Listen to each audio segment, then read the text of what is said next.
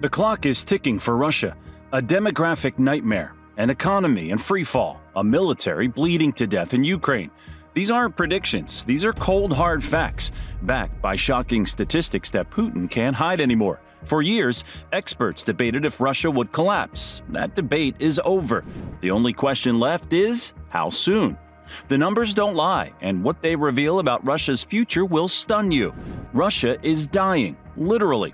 In 2024, Russia's population plummeted by over 596,000 people, according to data from Rosstat, Russia's state statistics agency, the steepest decline in decades. The country is literally disappearing right before our eyes. But it gets worse. According to official data from Statista, Russia's working-age population has shrunk by nearly 10 million people since 2000. 10 million workers gone. And this death spiral is accelerating. In 2025, Russia is suffering from a severe labor shortage of 5 million people, a staggering 6.8% of its active population, as its military-industrial complex runs at full steam. The very backbone of its economy is dissolving, while Putin pretends everything is fine. But wait until you hear the most devastating part. Russia's fertility rate has collapsed to 1.41 children per woman as of 2024, according to demographic data from Rosstat. For a country to maintain its population, that number needs to be 2.1. Russia isn't just shrinking, it's heading toward extinction. The Carnegie Endowment for International Peace's February 2025 report on Russia's demographics paints an even more alarming picture. Russia's population has been in decline for decades, but the combination of war casualties, mass emigration, and plummeting birth rates has created a demographic perfect storm. Since Putin's invasion of Ukraine, an estimated 1.3 million Russians have fled the country, according to research published by the Wilson Center in late 2024. These aren't just any Russians. They're predominantly young, educated professionals, the very people Russia needs to build its future. The statistics get even more shocking when you look at regional breakdowns. In Russia's Far East, a region that spans 6.2 million square kilometers, or 36% of the country's entire territory, entire towns are being abandoned. Population density in some areas has dropped below 1 person per square kilometer. Ghost towns are spreading across this vast, icy expanse, with over 20,000 rural settlements completely disappearing from the map since 2000, according to Russia's most recent nationwide census. And it gets worse. Almost 36,000 villages, that's 1 in 4, now have 10 residents or fewer. In 2023 alone, Russia's rural population declined by another 1.11%, falling to 35.5 million. At this rate, the countryside isn't just emptying, it's vanishing. The military implications are catastrophic.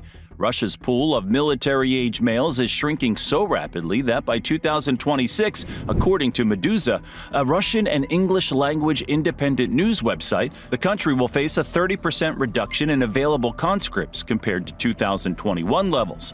What does this mean? Empty factories, abandoned towns, a military with no one to recruit. The country can't fight wars without people, and Russia is running out of Russians.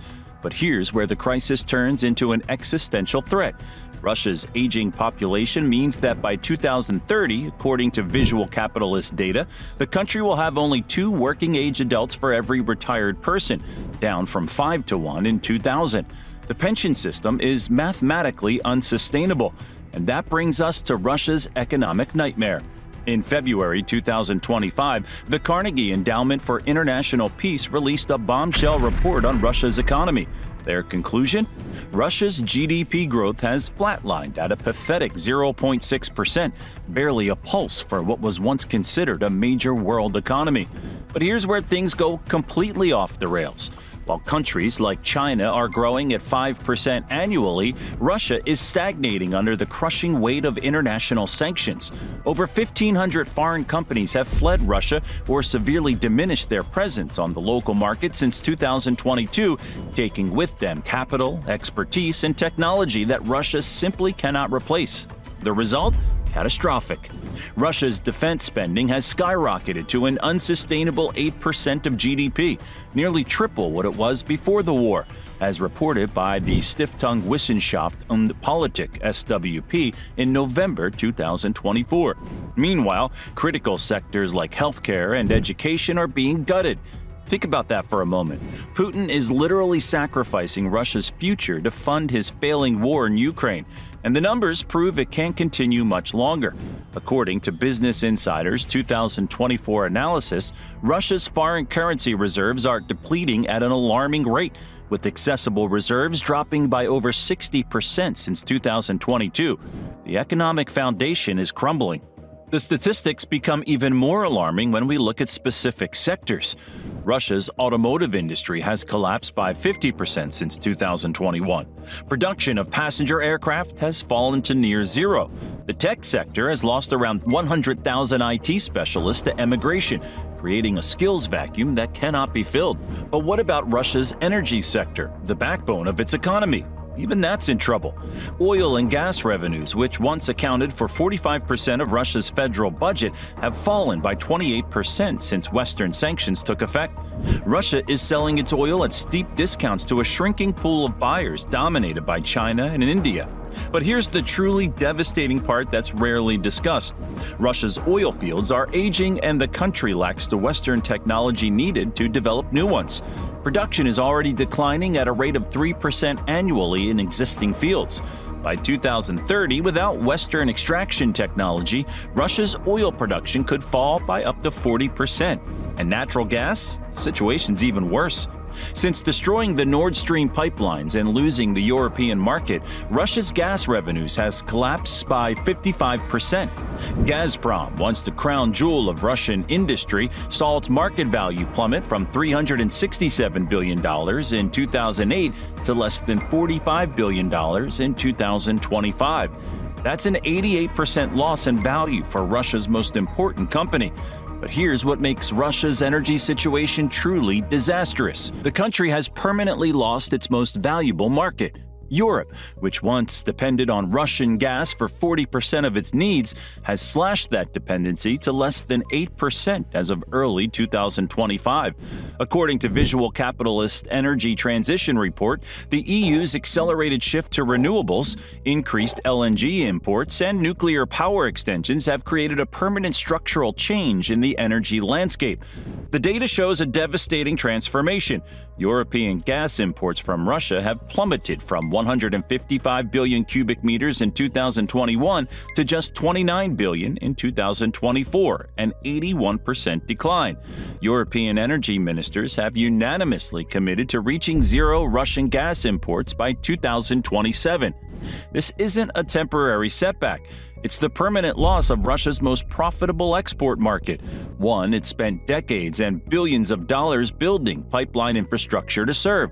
China cannot and will not fill the gap. Despite the much-hyped power of Siberia 2 pipeline deal, Chinese buyers pay approximately 70% of what European customers once paid for the same gas.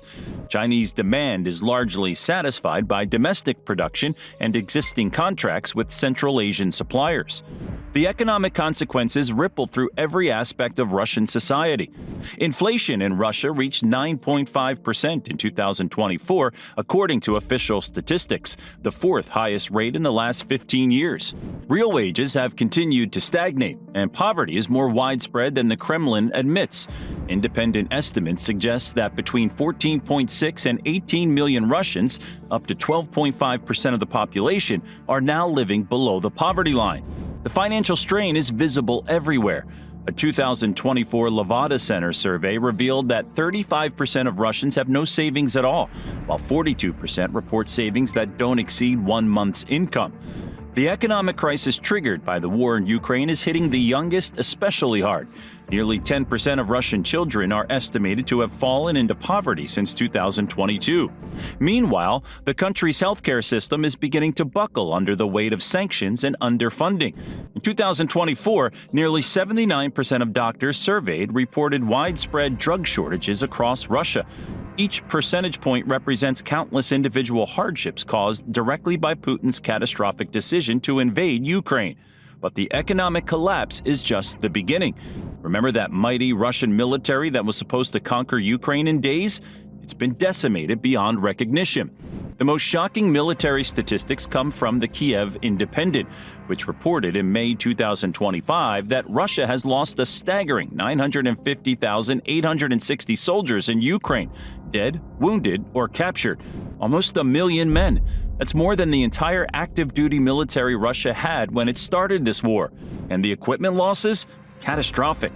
As of May 2025, a staggering 10,728 tanks now lie in ruins on Ukrainian battlefields. The majority are old Soviet-era vehicles. Before the war, Russia had approximately 3,300 operational tanks. Practically all of those are gone. The additional 7,000 plus destroyed were mothballed models pulled from storage, many dating back to the 1960s. Russia has now resorted to deploying T-55 tanks from museums, vehicles designed in 1945 just to have something to send to the front. The aviation losses reveal a similar pattern of devastation. Russia began the war with roughly 1,500 military aircraft. It has now lost over 700 planes and helicopters, nearly half of its air force. Production of replacements has crawled to a near standstill due to sanctions blocking crucial components. In 2024, Russia manufactured just 23 new fixed-wing aircraft, a dramatic collapse from its annual pre-war capacity. At current loss rates, Russia's Air Force faces functional extinction by 2027, and the clock is ticking fast. 550 of Russia's 1,200 jets are now nearing the end of their operational life with no realistic plan for replacement. Putin's desperate solution? Hiring foreign mercenaries and emptying Russian prisons. The Guardian revealed that Russia is now advertising on Chinese social media, offering sign-on bonuses of nearly $28,000 to anyone willing to fight. The Moscow Times reports that new laws allow criminals to trade prison sentences for military service. But even these desperate measures are falling short. The 25,000 criminals Russia expects to recruit through its Freedom for Service program would, at current casualty rates, last Russia less than 3 weeks on the battlefield. Perhaps most humiliating of all is Russia's growing dependence on North Korean troops. In April 2025, Putin publicly praised the heroism of North Korean soldiers who helped Russia recapture Kursk, a stunning admission of Russia's inability to defend its own territory with its own soldiers. These aren't the actions of a global power. These are the desperate moves of a regime watching its military disintegrate. And this brings us to perhaps the most shocking statistic of all. Russia's arms exports, once a symbol of its global power and a crucial source of hard currency, have collapsed by an astonishing 92%. 92%. According to the Jamestown Foundation, Russia's arms export revenue plummeted from $14 to $15 billion annually before the war to a mere $1 billion by 2024. The details are even more devastating when you look at specific contracts. India, historically Russia's largest arms customer, has canceled orders worth over $8 billion. Egypt abandoned a $3 billion deal for Su-35 fighters. Indonesia, Algeria, and Vietnam have all terminated major defense contracts with Moscow. Why? Because the high-quality Russian weapons being obliterated in Ukraine have exposed the myth of Russian military technology. No one wants to buy weapons that clearly don't work. The reputational damage is irreparable.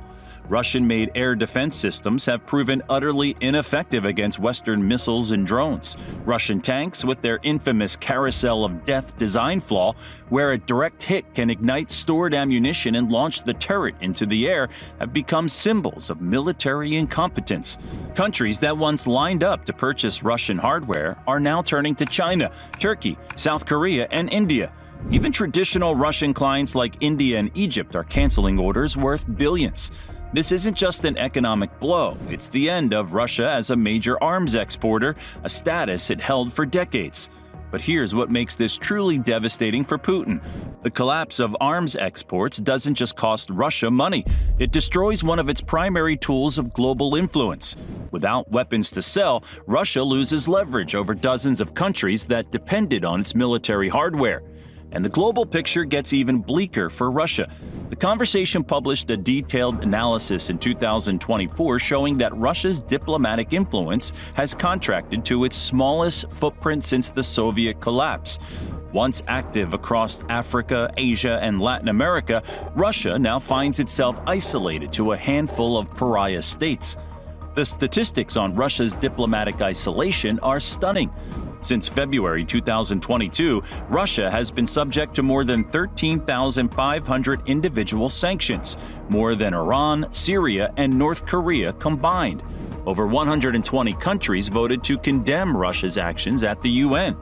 Russia's veto power at the Security Council has been rendered practically meaningless as key decisions move to the General Assembly. Russia's diplomatic victories now consist mainly of securing support from countries like North Korea, Eritrea, Nicaragua, and Belarus, hardly the global coalition Putin envisioned. But the most humiliating aspect of Russia's geopolitical collapse is its growing subservience to China. Even more humiliating, Russia has become utterly dependent on China. Visual capitalist data reveals that Chinese imports now make up over 40% of Russia's total imports, up from just 25% before the war. Russia isn't just isolated, it's becoming an economic colony of Beijing. This dependence is so severe that Russia is now selling oil to China at discounts of up to 30% below market price. Putin isn't just losing the war, he's selling Russia's future at bargain basement prices. The power imbalance between Moscow and Beijing has completely reversed from the Soviet era. Once the senior partner in the communist world, Russia now finds itself as China's junior partner, or more accurately, China's gas station. Chinese companies now control significant stakes in Russian energy projects in the Arctic. Russian technology firms must license Chinese components.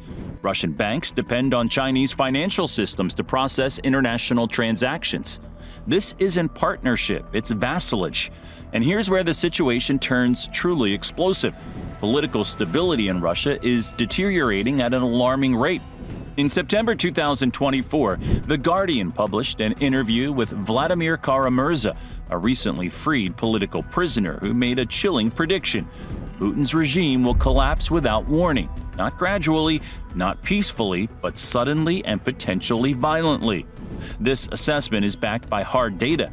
In April 2025, just 30% of Russians supported continuing the war, the lowest level since the invasion began, and a 14-point drop from March 2022. And the generational divide is even more telling.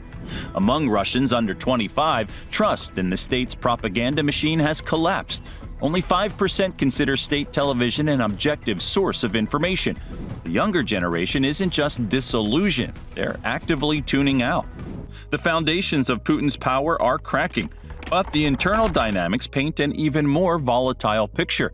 In the last 2 years alone, Russia has witnessed the Wagner mutiny, the assassination of a deputy defense minister, and the mysterious deaths of over 40 oligarchs and senior executives, many allegedly by suicide under bizarre circumstances.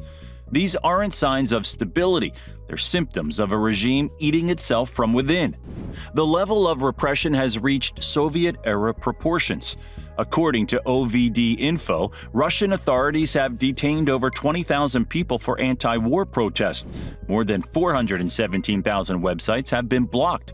The number of political prisoners is soaring to levels not seen since Stalin's purges. But history shows that increasing repression is often the last phase before collapse.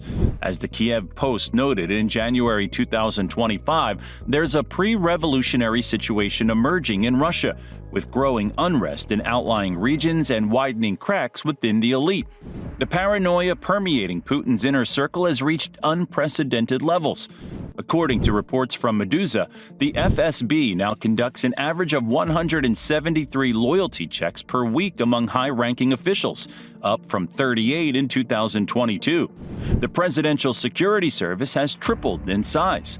Putin reportedly uses food tasters and rarely sleeps in the same location for consecutive nights. These aren't the behaviors of a secure leader. They're the desperate actions of a cornered dictator watching his empire crumble. Even more telling are the statistics on elite defections. As of 2025, 24 billionaires who were once considered Russian are now officially listed under foreign nationalities in Forbes' global rankings. Together, they've taken $110 billion in wealth out of the country. When the richest start changing flags, it's a sign the ship is sinking. But perhaps the most damning sign of internal decay comes from inside Russia's own security apparatus. The Federal Security Service, the FSB, has transformed from a national security agency into a full-blown tool of political repression. It now controls nearly every arm of the state. The police, judiciary, and prosecutors all fall under its shadow. Armed with sweeping censorship laws and surveillance tools, the FSB targets not just critics of the war, but anyone who challenges the regime's authority. Journalists, opposition figures, and even ordinary citizens have become targets of covert intimidation, blackmail, and in some cases, lethal force. This isn't law enforcement, it's state-sponsored fear.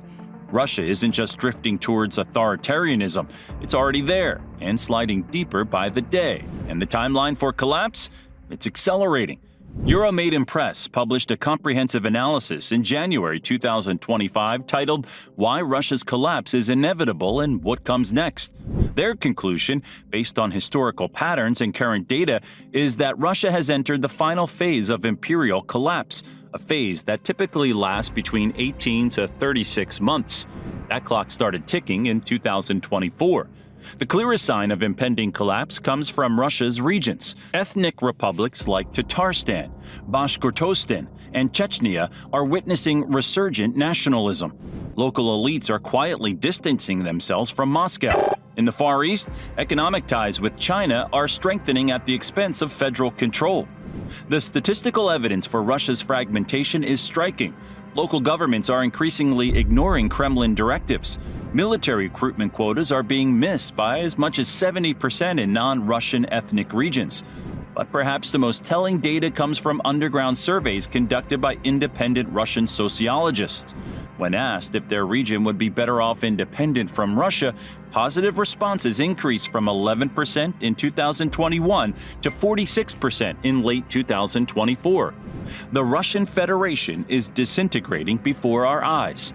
And now, we need to talk about the nuclear dimension of Russia's collapse, because this is where Putin's desperation becomes a global nightmare.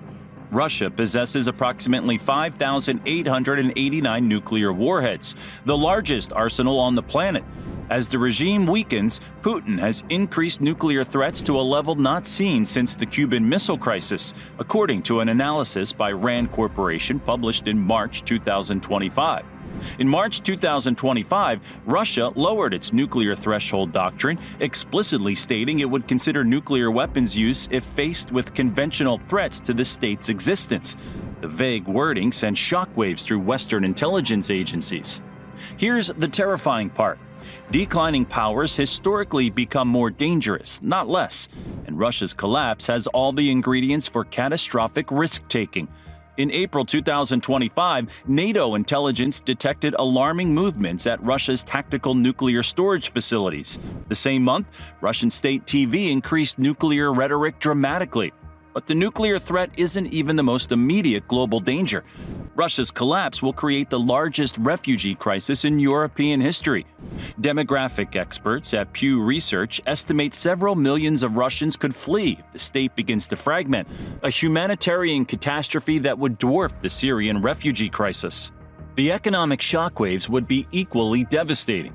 Though diminished, Russia remains the world's largest exporter of wheat, supplying 20% of global exports according to the Center for Strategic and International Studies report from May 2025. A collapsed Russia could trigger global food price spikes, potentially destabilizing dozens of food-importing nations across Africa and the Middle East. The West has begun preparing for these scenarios. In early 2025, reports began circulating about internal NATO contingency planning for a potential Russian collapse.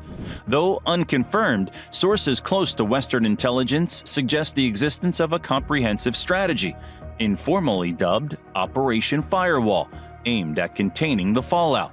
The The plan reportedly addresses 37 critical concerns: securing loose nuclear materials, preventing mass refugee flows, neutralizing Russian mercenary groups operating abroad, and stabilizing global commodity markets.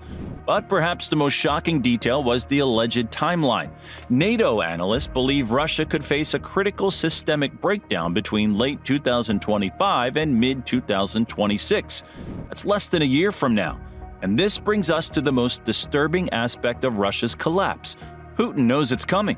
In a remarkable admission captured in a leaked Kremlin meeting recording obtained by Ukrainian intelligence in January 2025, Putin reportedly told his Security Council, "We may have only 18 months before the system becomes unmanageable."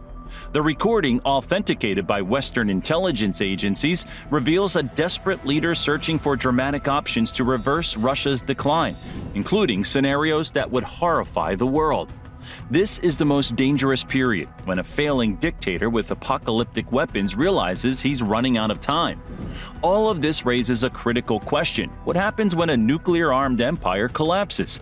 But there's also cause for cautious optimism in Russia's inevitable demise. For decades, Putin's Russia has been the primary destabilizing force in global politics. It has interfered in Western elections, launched cyber attacks on critical infrastructure, assassinated dissidents on foreign soil, and invaded sovereign nations. As Russia's ability to project power collapses, the world is witnessing the removal of one of the greatest obstacles to international stability and democratic progress. The statistics tell the story of democracy's resilience against authoritarianism.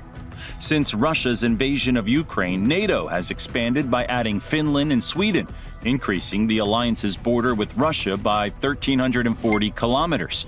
Military spending among Western democracies has increased by an average of 27%, according to Visual Capitalist's 2025 defense analysis. Meanwhile, support for Ukraine has united the Western world to a degree not seen since the Cold War.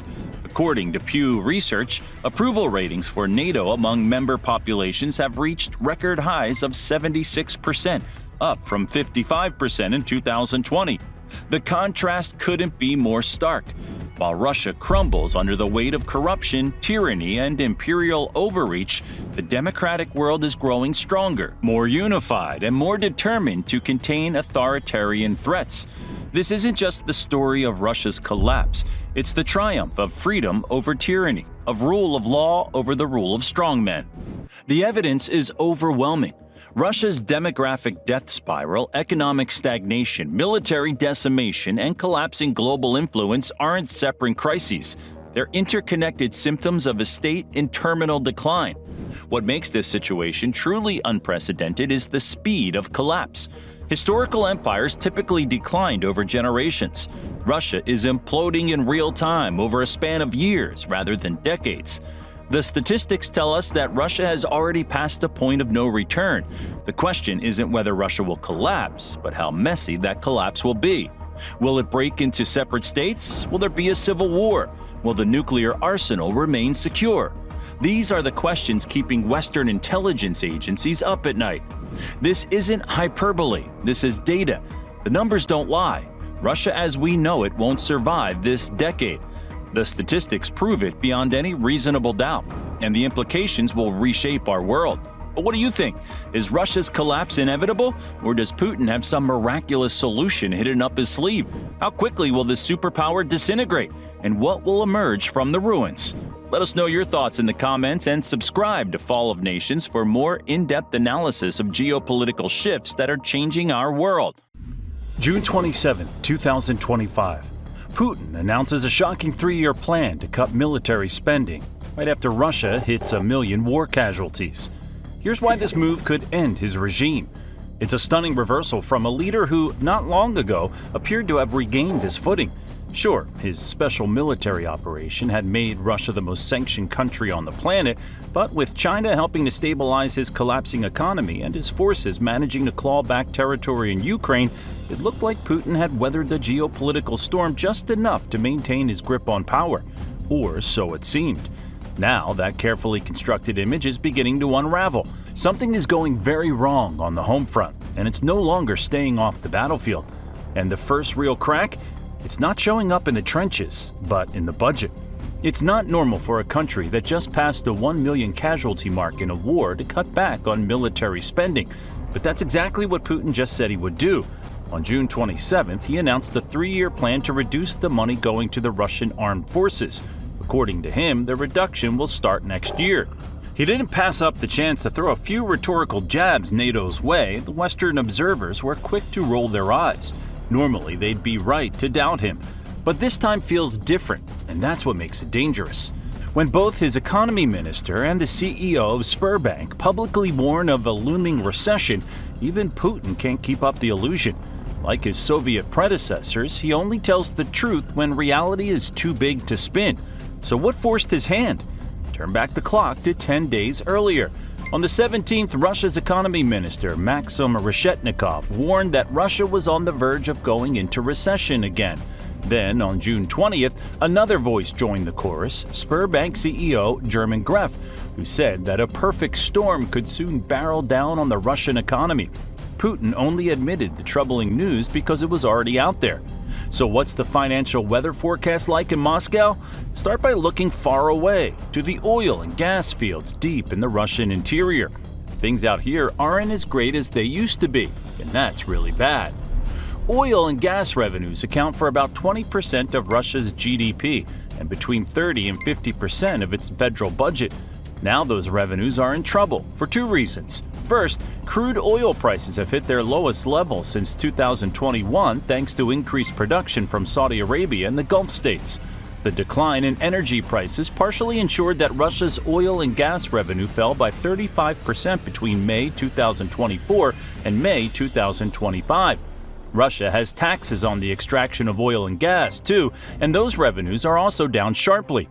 They fell by 28% between April 2024 and April 2025. Russia's Ministry of Finance estimates the country has lost 1.7% in GDP growth because of these developments. That's a big problem when Russia has a war to finance. Artillery shells, tanks, missiles, and all the pensions for dead and wounded soldiers don't exactly pay for themselves. It costs $50,000 a year just to keep one soldier in the field. War-related expenses amount to 6.3% of Russia's GDP in 2025, a third of Russia's entire federal budget. So how do you pay for all that stuff if you're a dictator and your top export isn't selling like it used to? The answer can be found in the way Russia is treating its men. No, not the men being sent out to Ukraine as cannon fodder. Rather, take a look at the ones back home. They're lucky in comparison, but in Putin's Russia, your luck can only go so far. So many men are needed to fill Putin's insatiable demand for manpower in Ukraine that it means the ones left behind in Russia are making much more money than they used to. The unemployment rate is only 2%. That can only mean one thing: average wages are up a lot. They rose 15% in just a month to 97,375 rubles between April and May 2025. It all sounds great. See a headline like that and you might think that the war is making Russia a pretty good place to work.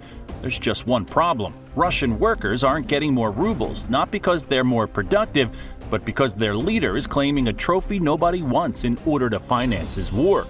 When it comes to the yearly inflation rate, Russia is now the world's gold medalist, with a 9.9% rise in prices between May 2024 and May 2025.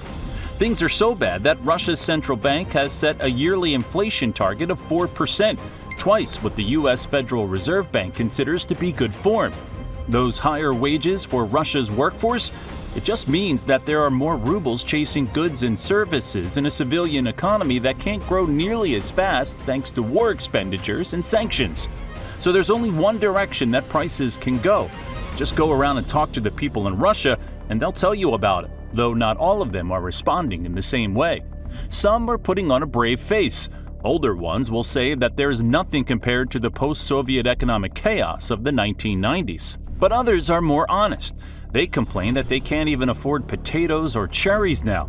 Even bread is getting hard for ordinary Russians to reach. Prices have gone up by 35% since their leader decided to launch the special military operation, and by 14.6% in just the last year. How's the Russian government responding to this? One way is with a measure that's been a failure since the Roman Empire struggled with inflation: price controls. Moscow's already done that with eggs, so now Russians don't get to eat as many of the eggs you or me are used to. Go shopping in Russia and you might consider yourself lucky if you come across a carton of actual eggs. A cheap liquid egg product has emerged instead. Now the same thing is happening with bread. Well, it's not quite the same. The bread is at least still solid, but the stores are now selling it in the form of a single slice cut in two, put in a plastic bag, and priced at 23 rubles. There are videos of the phenomenon going viral on social media. That's the reality for people in Putin's Russia now. The most recent inflationary blow comes from new housing and utility increases. The bills went up by 12% starting on July 1st. No word on price controls there yet. As Russians have seen clearly, price controls don't work to control inflation. High interest rates do, and they're seeing those too. So the Bank of Russia has decided to provide relief, sort of. In June 2025, it made the decision to cut interest rates from 21% to 20%. For Russia, keeping rates this high is probably a necessity. Who knows how high inflation would have gotten otherwise? Putin isn't likely to, but in trying to solve one problem, he's only creating another. Since interest rates are so high, Russia's civilian businesses just can't make the investments that they used to, and existing enterprises are much less profitable. Remember those bakeries that need to raise the price of bread? Well, these are the types of businesses that are particularly vulnerable to high interest rates because they run on such narrow profit margins. They can't afford to take any new loans with interest rates so high, especially when the cost of raw materials, labor, and transport has gone up. So the only way they can stay in business is raise prices for lower quality, cost-cutting products. The problems in Russia's economy don't stop there. There's another new price that these businesses and workers need to pay as well, and unlike interest rates, it won't do anything to help with inflation. Russia isn't a country that's used to persistent large budget deficits, but that's what it's been dealing with since the war started. Deficits amounted to 2.51% of GDP in 2023 and 2.25% in 2024 as war spending ramped up.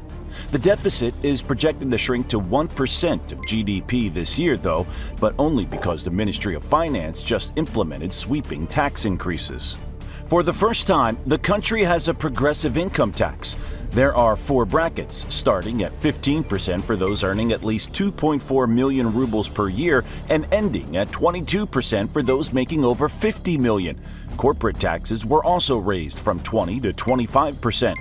The new taxes could, in theory, help to ease inflationary pressures, but that wasn't Putin's objective. That money is going out, and we all know where it'll wind up. More spending on the military, meaning more money in the economy, meaning higher prices anyway, all while businesses have less money to invest in creating new wealth. So Russia's civilian economy is in pretty dire straits. But Russia isn't just sitting there taking these economic hits passively. Putin's got another card to play, one that Western intelligence has been scrambling to shut down for months: sanctions evasion. And Russia's gotten frighteningly good at it. Think of it like this: you're trying to starve someone out, but they keep finding secret tunnels to smuggle in food. That's exactly what Russia's been doing with Western technology and critical components. And the scale? It's massive. About 70% of machine tool imports and 90% of microelectronics imports to Russia arrive from China. We're talking about the exact components Russia needs to build tanks, missiles, and maintain its war machine. But here's the twist: China isn't supposed to be selling this stuff to Russia directly. So how's it happening? Welcome to the world of shell companies and midnight logistics. Since at least summer 2024, officials at a bank in Kyrgyzstan have been coordinating with Russian officials to implement what can only be described as a financial laundering operation that would make a drug cartel jealous. In January 2025 alone, the United States sanctioned hundreds of enablers spread across multiple countries. These aren't just a few rogue companies. We're talking about massive international networks specifically designed to keep Putin's war machine running. Armenian exports to Russia tripled in 2022, reaching $2.4 billion. In 2023, they rose by 43%, hitting a historical high of $3.4 billion. Armenia suddenly became a major exporter of high-tech equipment? Come on, we all know where the gear is really coming from. Kazakhstan saw similar spikes. Trade with Russia reached $27 billion in 2023. Exports of nuclear reactors and mechanical devices soared tenfold. Optical instruments and medical equipment grew fivefold. Every time the West shuts down one pathway, Russia opens three more. But here's the catch, and this brings us back to Putin's budget crisis. Thanks to the unprecedented sanctions regime, Russia is spending a fortune to work around restrictions. What used to cost $100 might now cost $300 or $400 through these elaborate shell company networks. That's money that could have gone to soldiers' salaries, equipment maintenance, or economic development. Instead, it's disappearing into the pockets of middlemen in Cyprus, Kazakhstan, and Armenia. The cat-and-mouse game escalated dramatically this year. Treasury Department actions in 2025 have targeted everything from Chinese microelectronics suppliers to Turkish logistics companies to Swiss financial facilitators. Russia's response? Even more complex schemes involving third-party banks and cryptocurrency transactions. It's working, sort of.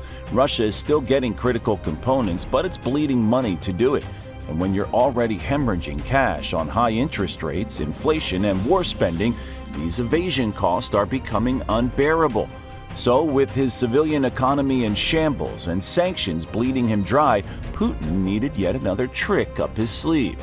Don't worry, Putin has another answer for that, or at least he thought he did. He's taken to manipulating the ruble to stabilize Russia's finances. Russia's currency has been on a wild ride since the invasion began. You probably remember the early days in the war when the ruble tumbled to its weakest recorded exchange rate against the US dollar. On March 10, 2022, 135.8 rubles equaled $1. Something needed to be done, so Putin came to the rescue with the magic show. His bag of financial magic tricks included those high interest rates, a mandate that exporters convert a certain percentage of their hard currency into rubles. The mandate started at 80%, forcing foreign customers to pay for Russian energy products in rubles to create a baseline demand for its currency and strict capital controls. The government banned brokers from selling foreign-owned securities like corporate shares in Russian companies and government bonds to prevent a collapse in prices. But these efforts were highly specific. Putin's goal isn't to strengthen the ruble for its own sake. A weak ruble is actually one of Russia's best friends. It means that exports, especially energy, well, let's be honest, it's pretty much just energy, are more competitive. So the goal of Putin's magic show was to prevent a complete collapse of Russia's currency, but keep it just weak enough for him to be able to sell oil and gas to customers at a price they'd find valuable and keep demand steady. And for a while, it looked like he did just that. Lo and behold, the ruble stabilized at an exchange rate of around 90 to 100 to the dollar between the middle of 2023 and November 2024. Economic growth during that time was healthy and the war machine kept rolling on. But something strange has happened recently. In November 2024, the United States slapped dramatic new sanctions on Gazprombank. Putin had ordered European customers for Russian energy to settle their accounts in rubles through this bank, the last major unsanctioned financial institution in Russia. Not anymore. The bank could no longer handle transactions with any entities that had a relationship with America's financial system. The news sent the ruble's value tumbling again between November and January, back to over 100 rubles to a dollar. So Putin seemed to reverse course. He said that his few remaining European energy customers don't have to pay for their product in rubles through Gazprombank anymore. Instead, they could pay in a way that was suitable for both the Russian supplier and the foreign buyer. But that's not the strange part. The ruble did indeed recover from this latest collapse, just not in the way that Putin wanted. Look at the chart. The ruble didn't return to the stable trend seen in 2023 and 2024. Instead, it's now stronger than at any point in the last 2 years. Remember when we said that there was a second reason why Russia's oil revenues are in trouble? This is it. In fact, when it comes to currencies in 2025, Bank of America says the ruble is actually your best investment, with gains of over 40%. Why? Well, the US dollar weakened, but Putin can't just lay the blame on the Americans this time, at least not privately. The high interest rates coming from his military spending spree are now helping to do that too. Russian businesses have little choice but to sit on their rubles now, which lowers demand for foreign currency, and those capital controls Putin put in place to keep the ruble strong are now starting to work too well. What's going to happen when you force exporters to bring part of the money they earn abroad back into the country and convert the foreign currency into rubles? Naturally, the ruble strengthens due to the demand, and then the next round of exports gets less competitive. Russia may have bounded out of its war recession by April 2023, but that's now starting to look like a sugar high fueled by the likes of China taking advantage of cheap Russian energy prices. Now that there's not as much demand, the cracks in the foundation are starting to show. Russia's economic growth has slowed sharply. The average GDP growth over the first 4 months of 2025 was only 1.1%. It was 5.3% over the same period in 2024. Putin vows that he won't let the Russian economy enter another recession under any circumstances. But how can he keep his word with all these problems piling up? There are only 3 realistic choices. He can end the war, apologize for everything, and give Ukraine its territory back. That might reset relations with the West and get the sanctions lifted. But he probably doesn't want to do that because it would also mean he'd take a permanent Siberian vacation or get exiled to China. That's probably the reason why he again said that Ukrainians didn't exist as a people and that all of Ukraine was Russia's. Not coincidentally, he said this in the same meeting where he vowed Russia wouldn't go into recession. So option 1 isn't going to happen. Option 2, increase revenues from energy exports to cooperating countries like China, India, and Turkey. But that's something he can't control as easily as he can control the news in Russia that says everything is fine. So on to door number 3, cut spending to get inflation under control. But where to cut? Only one place stands out, and that's the bloated military budget. It's almost certainly not a coincidence that he said he would cut the spending on the armed forces over the course of 3 years, beginning in 2026. That's the exact timeline Sberbank CEO said that the Russian economy would be most endangered. It's also the exact timeline when Britain's Royal United Services Institute said that the Russian military would become seriously degraded, thanks to casualties and the exhaustion of usable equipment. That prediction came in February 2024, and it's happening right on schedule. Sure, Russia has proven far more resilient than the West gave it credit for. All the inflation and high interest rates came for a reason. NATO Secretary General Mark Rutte had to admit that Russia produces more ammunition than the entire alliance. A lot more. More ammunition in 3 months than NATO puts out in a year. But when it comes to Russia's vaunted tank fleet, things are different. In January 2024, the UK Ministry of Defense estimated that Russia was producing 100 new tanks a month. A year and a half later, Ukrainian security experts estimate that the number has dropped to between 30 and 35 a month. Why? They're watching a piece of media that Putin can't manipulate, the satellite images of Russia's tank facilities and repair shops, and by the end of May, the pattern became undeniable.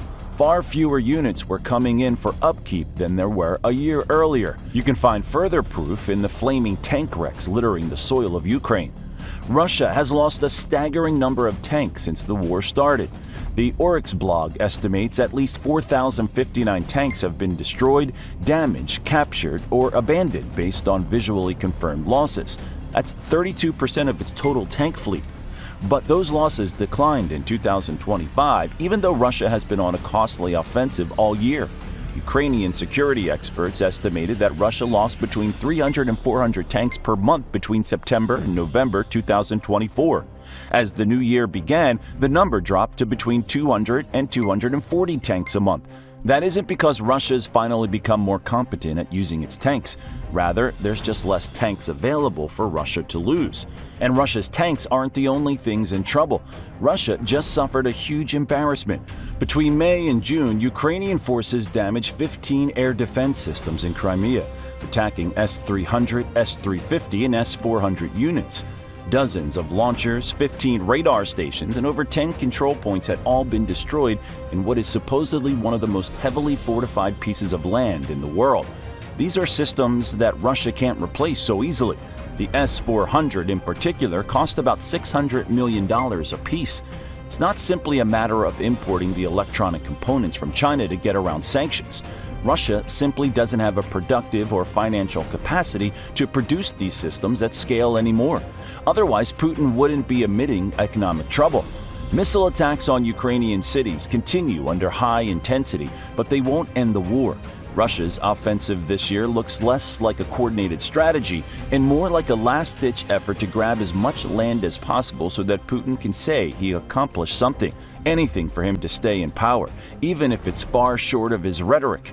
He might be a dictator, but unfortunately for him, long-term realities in the economy and on the battlefield aren't as easy to manipulate as his country's media. With tanks failing, air defenses crumbling, and inflation rising, how much longer can Putin's economy hold out? Tell us in the comments below.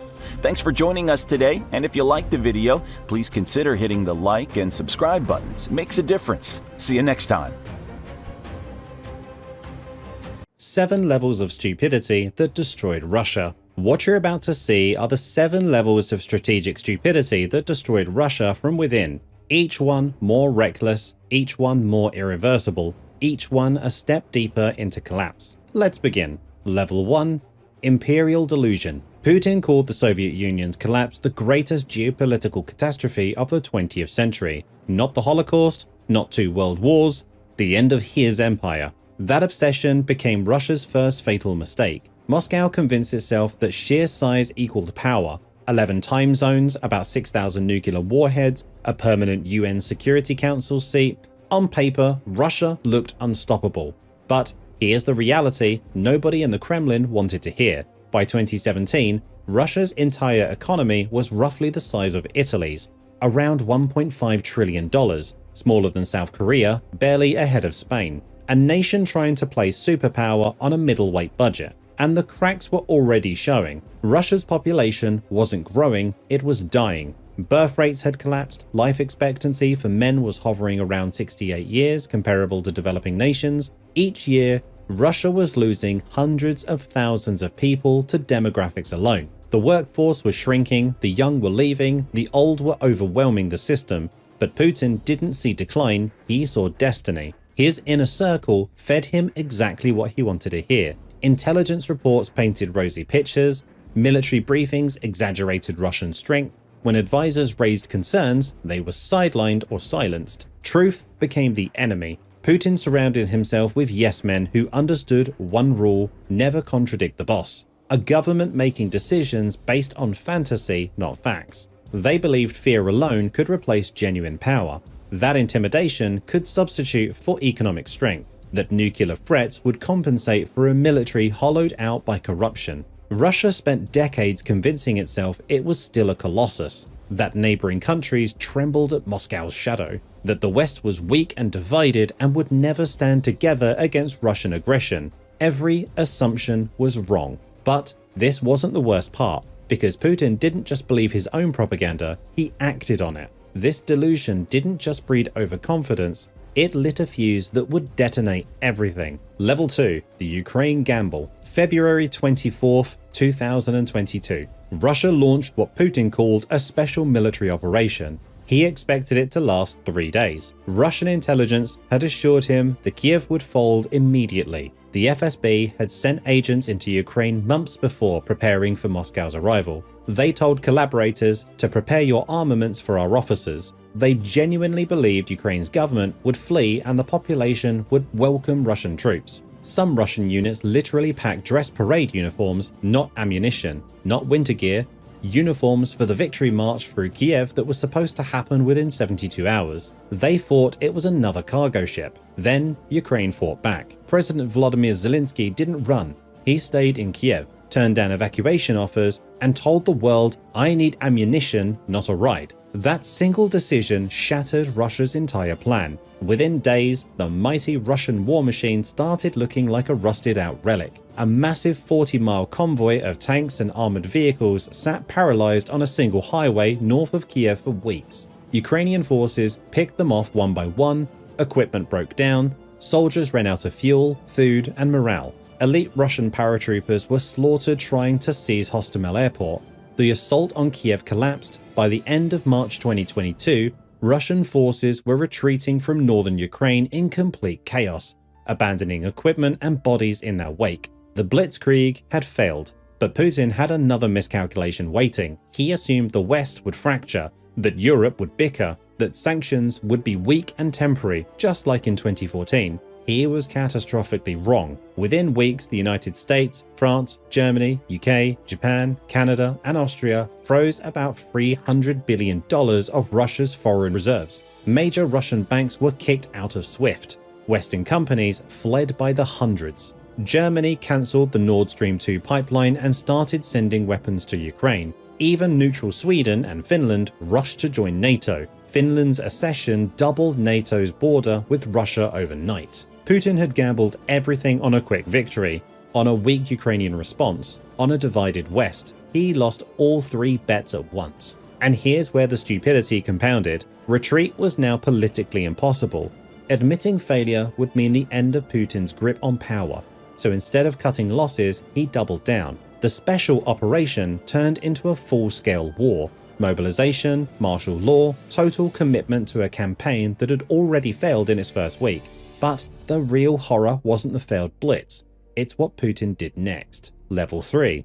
Military self-consumption. Russia began devouring itself. When the quick victory didn't happen, the Kremlin did what it always does. Throw more bodies into the meat grinder. The casualties are staggering. As of late 2025, UK intelligence estimates over 1.1 million total Russian casualties. The Center for Strategic and International Studies put deaths alone at around 250,000. Russia has lost more soldiers in Ukraine in 3 years than the Soviet Union lost in a decade in Afghanistan, possibly more than all Russian and Soviet wars combined since 1945. Independent Russian media have confirmed by name over 163,000 dead soldiers as of January 2026. Real people, real families mourning. And those numbers don't capture the full horror, because not everyone died equally.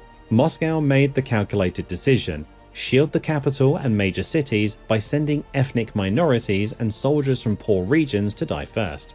Buryatia, a remote Siberian region with less than 1 million people, suffered some of the highest per capita death rates. Dagestanis, Tuvans, and other minorities were dying at rates 3 times higher than soldiers from Moscow. The empire was using its colonized people as cannon fodder. Russia's mobilization in September 2022 triggered the largest exodus since the 1917 revolution. Hundreds of thousands of military-aged men fled the country rather than be sent to Ukraine. They crossed into Georgia, Kazakhstan, Armenia, anywhere to escape the draft. Russia was hemorrhaging exactly what the people it needed most: young, educated men in their prime working years. But the losses weren't just human. Russia was burning through its military hardware at pace not seen since World War II. By January 19, 2026, Russia had lost almost 24,000 armored vehicles, thousands of tanks destroyed or captured. To replace them, Moscow started pulling 1950s-era T-54 and T-55 tanks out of storage,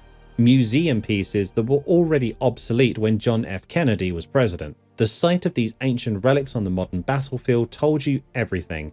Russia's modern armored force was gone. Then there was the Black Sea Fleet. Once the pride of Russian naval power, it became a national humiliation. In April 2022, Ukraine hit the flagship Moskva, a guided missile cruiser, with 2 Ukrainian-made Neptune anti-ship missiles.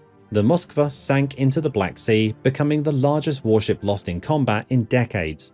But it didn't stop there. Over the next year, Ukraine systematically hunted Russia's fleet with drones, missiles, and special forces. Landing ships blown up in ports, patrol boats destroyed, submarines damaged. By 2023, Russia had quietly evacuated most of its valuable ships from Crimea to ports further east out of Ukrainian range. A country with no navy had neutralized Russia's entire Black Sea fleet. The fleet that was supposed to dominate the region was hiding in port, too scared to operate. Every tank destroyed, every ship sunk, every soldier killed. These weren't just battlefield losses, they were irreplaceable pieces of Russia's future military power. And the worst part, Putin kept feeding more into the fire. While Russia bled its military dry, something even more dangerous was rotting from within. Level 4. Elite and system breakdown. By the second year of the war, the Russian state wasn't just losing in Ukraine, it was losing the ability to face reality. The Kremlin's solution to every problem became the same: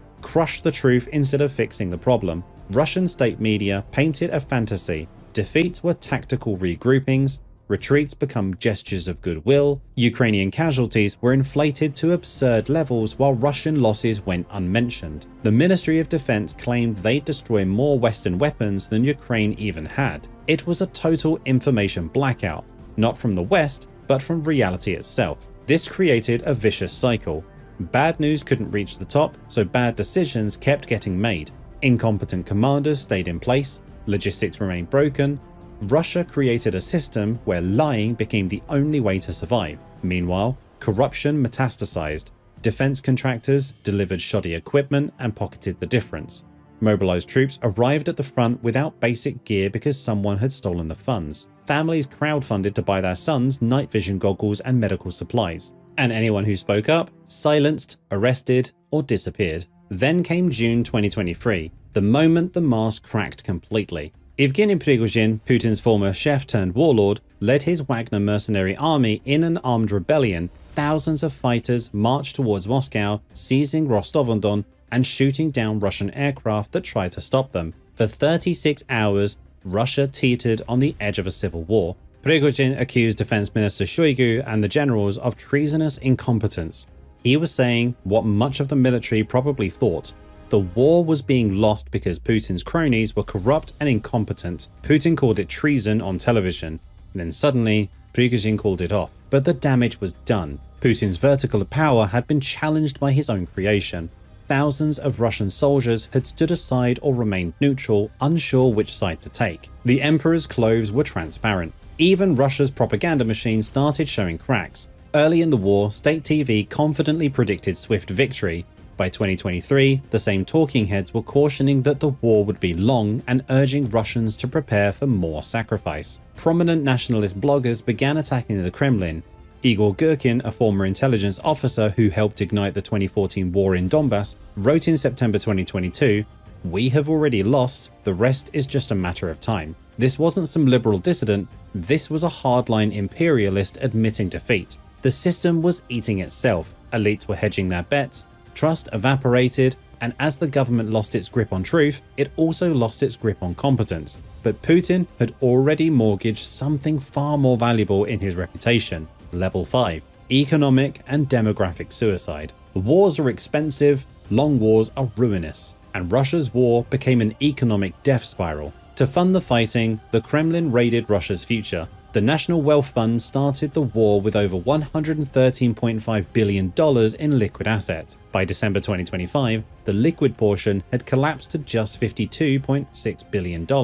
Russia burned through $60 billion in reserves in less than just 4 years. At the current burn rate, analysts estimate the fund will be empty by late 2026. And when the piggy bank runs dry, Russia faces a choice: print money and trigger hyperinflation, or default. In 2025, Russia's deficit hit 2.6 to 2.7% of GDP. Defense spending devoured over 13 trillion rubles, roughly $146 billion, nearly 40% of the entire budget going to the military. Everything else was squeezed or cut entirely. Russia is paying for today's war by destroying tomorrow's economy. In June 2025, Elvira Nabiullina, Russia's central bank chief, admitted the quiet part out loud at a forum in St. Petersburg. "We used available reserves, labor force, production capacity, capital in the banking system, and funds from the National Welfare Fund. Many of these resources are now truly depleted.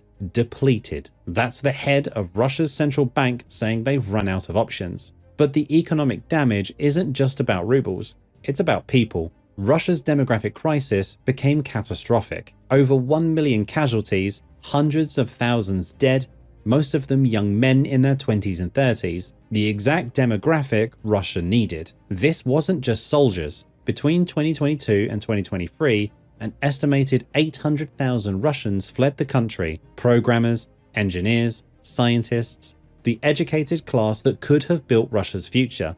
Russia lost a generation to war and drove away talent that could rebuild. Birth rates collapsed, with hundreds of thousands of men absent or dead. Couples abandoned plans for children.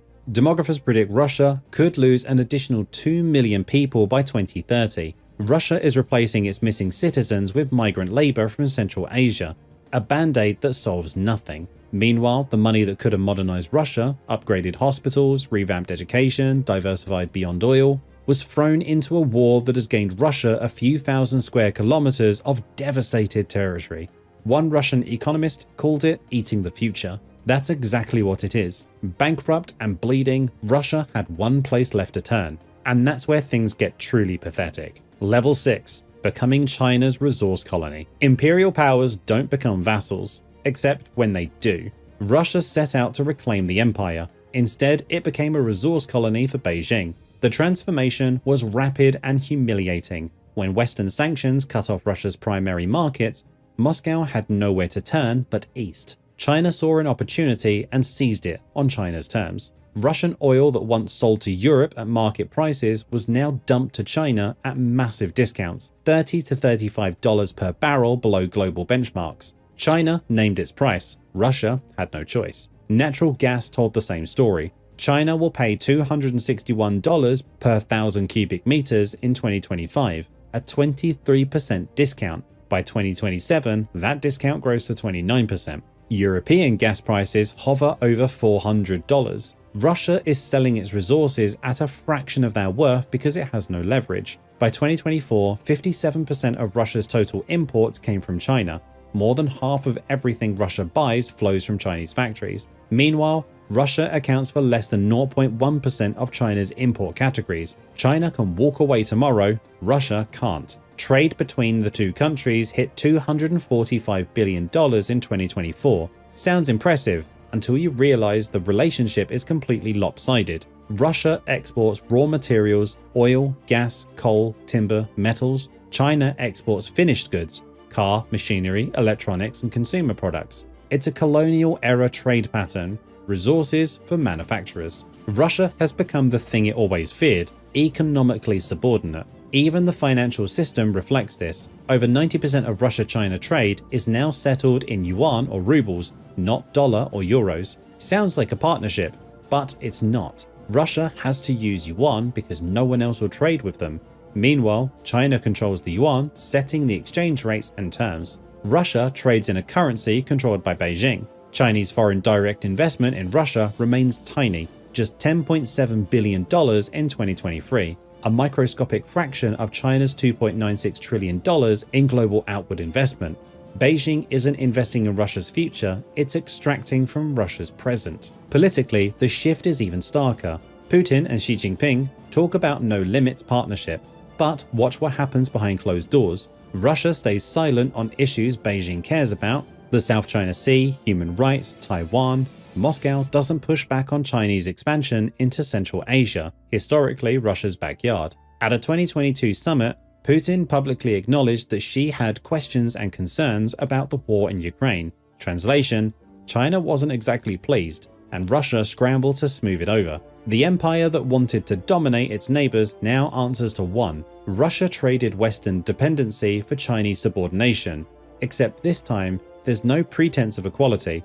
Beijing holds all the cards and Moscow knows it, from superpower to client state in 3 years. But there's one betrayal left and it could kill us all. Level 7. Nuclear collapse risk. Russia possesses approximately 5,977 nuclear warheads, the largest stockpile on Earth, and the country controlling them is collapsing. This is the final level of stupidity, the one that threatens not just Russia, but the entire world. Throughout the war, Putin repeatedly rattled the nuclear saber. When announcing the illegal annexation of Ukrainian territory in September 2022, he warned he would use all means to defend Russia, a thinly veiled nuclear threat. These threats were supposed to terrify the West. Instead, they just became noise. Putin cried wolf so many times that the nuclear taboo he relied on began eroding. But here's the real danger. What happens when threats stop being bluffs? If Russia faces decisive defeat, if Putin's regime teeters, does he reach for the nuclear button? A demonstration strike? A battlefield nuke? Western intelligence takes that scenario seriously, even if unlikely, because unlikely isn't impossible. And there's an even darker risk: instability itself. The Wagner mutiny in June 2023 was a warning shot. For 36 hours, Russia's chain of command was under severe stress. Prigozhin's forces were advancing towards Moscow. Some military units stood aside, unsure which side to join. During these chaotic hours, who controlled Russia's nuclear arsenal? Were safeguards functioning? Was the command structure intact? We don't know, and that's terrifying. Russia's nuclear infrastructure depends on secure facilities, trained personnel, reliable early warning systems, and a functioning chain of command. All these require money, expertise, and stability. Russia is bleeding funds, losing skilled workers, and governed by a brittle authoritarian system where loyalty matters more than competence. What happens if the system fractures? If there's a contested succession? If regional commanders break away? If economic collapse triggers unrest? A chaotic Russia with unsecured nuclear weapons is a nightmare that keeps defense planners awake at night. During the Soviet Union's collapse in 1991, the United States spent billions through the Nunluga program to help secure Soviet nukes. That worked because there was still a relatively stable Russian state to consolidate them. Today, Russia is more fragile, more personalist, more unstable. And Putin's rhetoric adds another layer of dread. He once mused, "Why do we need such a war if there's no Russia there?" That's not strategic thinking, that's apocalyptical nihilism. It suggests that if Putin faces total defeat, personal, political, military, he might be willing to take everyone down with him, a modern Gotterdammerung. Hopefully, rational advisors would stop him. Hopefully, the system has safeguards. Hopefully, someone would refuse the order. Hopefully. But hope is not a strategy when around 6,000 nuclear warheads are involved. This is the ultimate stupidity. Putin's refusal to accept defeat, his total commitment to a failing war, has pushed a nuclear-armed state towards the edge of internal collapse.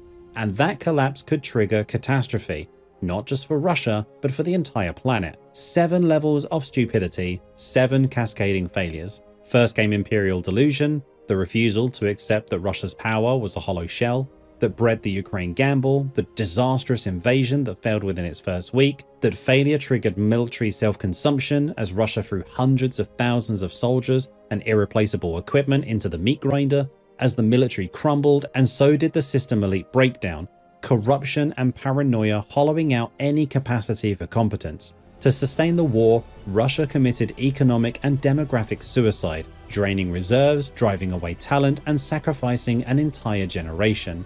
Desperate and isolated, Russia became China's resource colony, trading sovereignty for survival.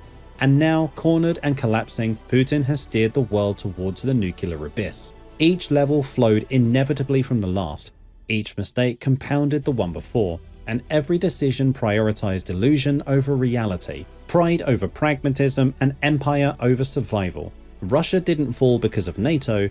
It wasn't defeated by Ukraine, it destroyed itself. What you just witnessed isn't just Russia's collapse, it's a warning. This is what happens when leaders confuse nostalgia for strategy, when they crush truth instead of confronting it, when they sacrifice their nation's future to preserve their own power. Russia gambled everything on a fantasy, and it lost. So what comes next? That's the question hanging over the entire world right now. Does this regime stagger on until its reserves run dry and then the system finally breaks?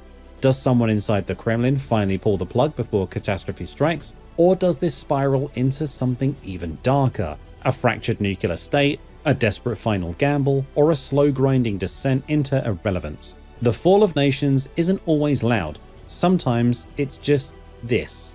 One stupid decision after another, each one sealing the fate of millions. And for Russia, There's no coming back from this. Subscribe if you want to see how this disaster unfolds, and let us know in the comments which level of stupidity do you think was the worst, because honestly, it's hard to pick just one. Russia built its empire on hard power, tanks, propaganda, fear. But now, it's collapsing under something it never saw coming: women. In cities from Moscow to Novosibirsk, you don't hear the chants of protesters. You hear the clanging of empty pots. You don't see foreign saboteurs. You see grieving mothers, school teachers, teenage girls. And behind every widow's cry is the truth. This isn't Russia's war anymore. It's Putin's. The soldiers are dead. The men have vanished. And now the women are rising. Not with guns, but with grief. And in a regime built on control and silence, their defiance is louder than any missile strike. Putin can crush opposition parties. He can jail artists and censor the web. But he can't jail every mother. He can't silence every kitchen.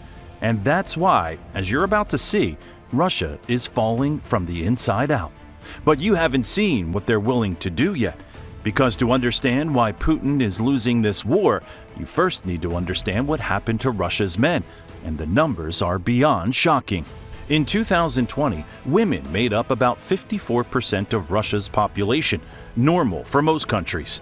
Alcohol, disease, the usual suspects, keeping male life expectancy lower than female. But since February 2022, something unprecedented happened. According to demographic analyses from 2024, women now constitute roughly 63% of Russia's population. Let that sink in. 2/3 female. That's not a gender gap, it's a demographic catastrophe. Over 120,000 Russian men have been killed in combat since the invasion began. Hundreds of thousands more fled the country to dodge conscription. Armenia, Georgia, Kazakhstan, Turkey. They left everything behind and ran. And the ones who stayed, they're in hiding, off the grid, living in apartments without paperwork, working cash jobs, avoiding every database the state monitors. The result is entire age brackets of men simply gone, vanished into graves of exile. A 2025 analysis titled "The Ghost Demographics of Russia" laid it bare. Villages across Siberia, the Urals, and rural provinces now house only women, elderly, and children. The men disappeared.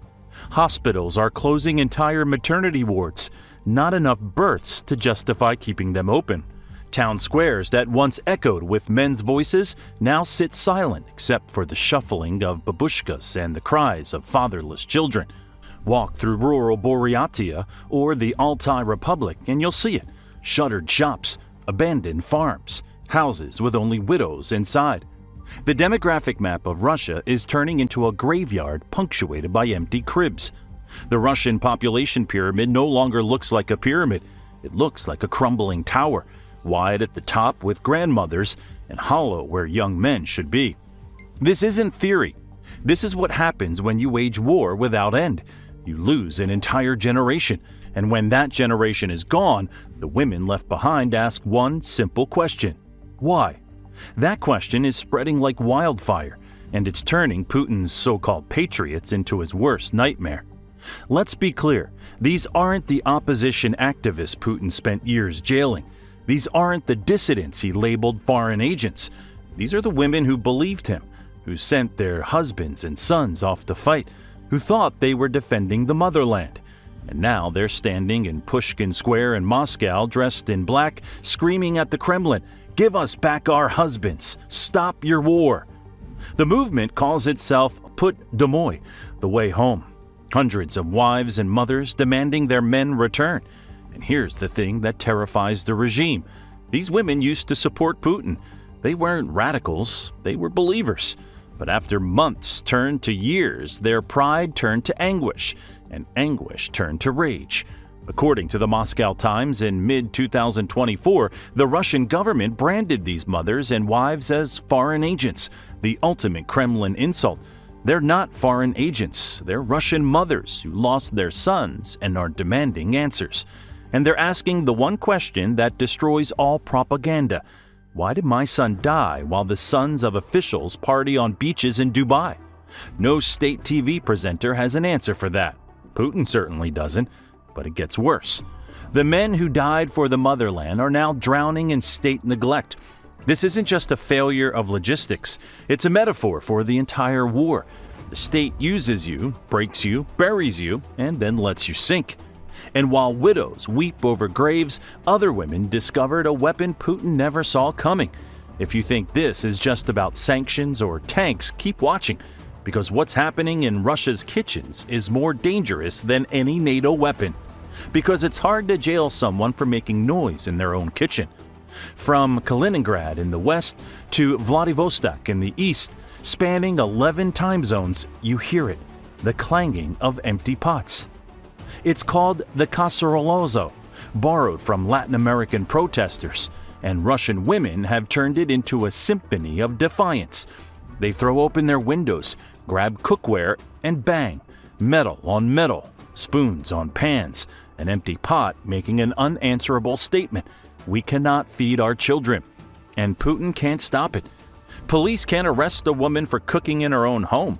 Security services can't raid every apartment in Moscow because someone's making noise at dinner time. The sound is everywhere and nowhere, unstoppable. Why empty pots? Because food prices in Russia have skyrocketed.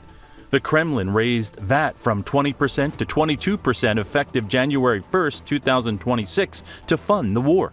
Sanctions choked supply chains. Staples like bread, eggs, and cooking oil now cost double or triple what they did in 2021. The kitchen table economy is collapsing, and every clanging pot is a vote of no confidence. Russian history is haunting Putin right now. In 1917, female-led bread riots in Petrograd ignited the Russian Revolution. Women, not soldiers, not intellectuals, stormed the streets, demanding food and toppled the Tsar. Putin knows this history. His security services know it, and they're watching the same pattern emerge. The empty pot march isn't just protest, it's a warning. When women can't feed their families, regimes fall. But if Putin thought angry mothers banging pots were his biggest problem, he was wrong. Because to keep his war machine fed with bodies, he built something far more dystopian, a digital gulag. On October 1st, 2025, Vladimir Putin signed the largest conscription decree in 9 years. 135,000 young men ordered into uniform. But this time, there's no escape. Russia rolled out a new electronic draft system. The moment a conscription notice hits your government portal account, you are legally summoned. You don't have to open it. You don't have to read it. The system registers delivery automatically, and the clock starts ticking. 7 days, that's all you get. Within 7 days of the e-summons, you must report, or else.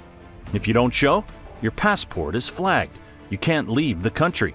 Your driver's license is suspended. After 20 days, you can't take loans. You can't sell property. You become a non-person in the digital economy. Putin took almost 140 million Russians hostage with lines of code. Think about that. No checkpoints, no border guards dragging people off trains. Just an algorithm that turns you into a ghost in your own country. Men across Russia panicked. Flights to Armenia, Turkey, and Central Asia sold out within hours. Airport security began profiling young men, pulling them aside, checking draft status on government databases right there at the gate. Those who could afford it fled immediately. Those who couldn't went underground, deleting social media, avoiding hospitals, working off the books. Some men stopped using their phones entirely, knowing every ping could give away their location. Others moved constantly, couch surfing, never staying in one place long enough to be found. The digital surveillance state forced an entire generation into the shadows. One father in St. Petersburg said it best. "We are all prisoners now. Any day a message may come saying I belong to the army." This is Putin's Russia in 2025. A giant open-air prison where the walls are invisible but absolute, where every click, every login, every transaction could trigger the trap. And while Putin builds his digital walls, inside those walls, something unexpected is happening. Resistance. Quiet. Creative. Unstoppable. Meet Alexandra Skochelenko. In March 2022, horrified by the bombing of Ukrainian cities, Sasha did something small. She walked into a supermarket in St. Petersburg and replaced a few price tags with handwritten notes. Instead of barcodes, shoppers found messages. The Russian army bombed an art school in Mariupol. Around 400 people were hiding inside. That's it, 5 pieces of paper, tiny, harmless. For that, Sasha was arrested, denied medical care in jail, and sentenced to 7 years in prison. 7 years for 5 price tags. In court, she said something that will echo through Russian history. How fragile must the prosecutor's belief in our state be if he thinks that our statehood and public safety can be brought down by 5 small pieces of paper? But here's what the Kremlin doesn't understand. Arresting Sasha didn't silence dissent. It inspired thousands. Now, women across Russia are waging a guerrilla war of symbols. They wear earrings shaped like peace doves, subtle anti-war markers that aren't illegal yet. University students swap QR codes on propaganda posters with links to casualty lists. Anonymous hands scrawl "No to War" public bathrooms. Banknotes circulate stamped with anti-war slogans. Police have detained women for wearing green ribbons, a color some adopted for peace. One woman in Moscow was questioned for having blue and yellow nail polish, Ukraine's flag colors. The paranoia runs deep, but the most dangerous resistance? It's happening inside the system itself. Doctors and nurses are signing open letters against the war, risking their careers. Draft officers sympathetic to families lose mobilization files. Paperwork for conscription mysteriously disappears or gets delayed. Teachers take maximum sick leave. Clerks process penalties at a snail's pace. One movement member described it perfectly. These steps are draining officials' resources and showing that not everything is okay. This is a bureaucratic sabotage, a silent strike no one can prove, but everyone can feel. Putin can issue mobilization orders, but if the documents vanish in a basement in Omsk, the soldier never reaches the front. It's sand in the gears of the war machine, tiny, impossible to crush, everywhere. And while the bureaucracy jams, the economy is grinding to a halt. Because here's where Putin's problems go from political to existential. In December 2025, workers at the Volkovsko mine, one of Russia's largest iron ore deposits in the Ural Mountains, recorded a desperate video. Hundreds of miners, unpaid for months, stranded at remote work camps with no way home. A miner's wife, backed by grimy, exhausted men, shouted into the camera, "No tickets are being purchased for us to leave the site. Travel expenses are not reimbursed. Daily food allowances are not paid. And compensation for delayed wages is not paid." The camera shakes. You can hear the anger, the desperation. These aren't protesters. They're workers who believed in the system, who did backbreaking labor in freezing conditions, who expected the state to honor its promises. These are the heroes of Soviet propaganda, the men who extract Russia's industrial might from the earth, the workers whose strength built empires, and now they're begging on camera, denouncing the government that abandoned them. This should terrify Putin, because in 1989, coal miners' strikes in these same regions signaled the unraveling of Soviet power. When the mines go silent, when the men who dig Russia's wealth turn against Moscow, that's when empires fall. History is repeating. And it's not just Volkovsko. According to Reuters, in late 2025, at least 6 major Russian companies moved to 4-day work weeks to cut costs. Avtovaz, Russia's largest car maker, slashed hours because unsold inventory is piling up. Russian Railways, the country's biggest employer, is forcing workers to take unpaid leave. Even Uralvagonzavod, the defense contractor that makes tanks, had to trim hours for civilian employees. Official unemployment looks low on paper, but only because companies avoid formal layoffs. Instead, they cut hours, slash wages, leave workers in limbo. Meanwhile, inflation is crushing households. The VAT hike made everything more expensive overnight. Food, fuel, medicine. Families are drowning. According to official Russian data, overdue wage arrears more than tripled between 2024 and 2025. Non-military sectors of the economy shrank over 5%. The war economy Putin brags about? It's cannibalizing the civilian economy. And here's the dangerous part. This creates the triangle of anger that topples regimes. The soldier in the trench is angry because he has no ammunition, no boots, no rations. The factory worker is angry because his paycheck is halved or gone. The mother at home is angry because the pot is empty and prices have doubled. When these three types of anger meet, revolutions happen. Putin knows this. His security services know this. They're panicking, and their desperation shows in what they're doing to the poorest regions. In Buryatia, one of Russia's poorest, most remote republics, Volunteer went door to door in mid-2025 with an unusual request. They asked residents to donate refrigerators, not money, household fridges, for the army to store medicines at field hospitals on the front. They also asked for motorcycles, wheelchairs, canes, and bottled water.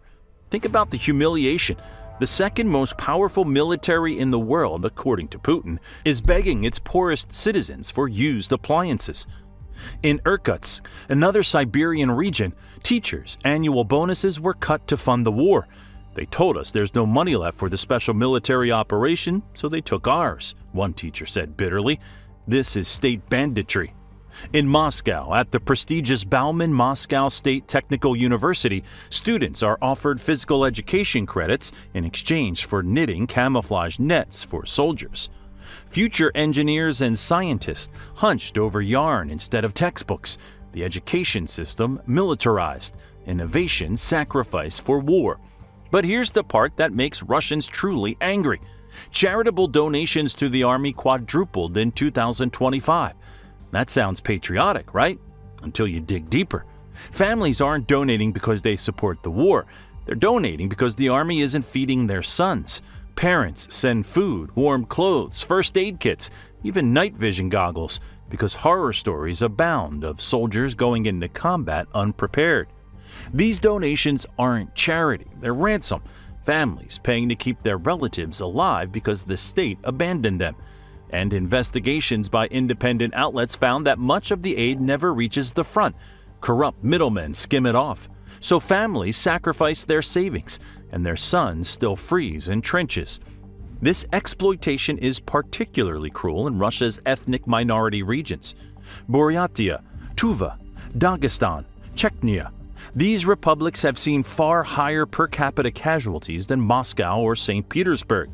Their young men were lured by military contracts as a rare path out of poverty, and now they're dying at rates that dwarf the capital. Moscow not only drafts their sons, it also passes around the collection plate for a war these regions never wanted. This is sparking dangerous embers of separatism. In Dagestan, village elders have reportedly discussed resisting further mobilization and even local self-rule if Moscow keeps bleeding them dry. In Tatarstan, an imam said in a sermon, "It's not justice for the capital to start a war and send the bill to our villages." He's now under investigation for extremism, but his words resonated. If the federal center gives nothing but death and taxes, why should the regions obey? These are questions Putin cannot afford people to ask.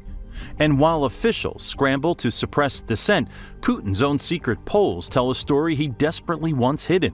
According to a leaked Kremlin Commission survey reported in late 2025, over 83% of Russians are tired of the war, more than 8 in 10, and support for continuing the fighting, under 20%. Let that land. Putin's own government knows the public has turned. Independent pollsters at the Levada Center found that 55% of Russians now say they don't want a male relative to join the war. Only 30% support it, and 61% say peace negotiations should begin immediately. The myth of national unity is dead. The war that was supposed to unite Russia has fundamentally alienated it. This isn't Russia's war anymore, it's Putin's, and the people want it to stop. Even state TV can't hide it. Putin's recent appearances show a man increasingly disconnected.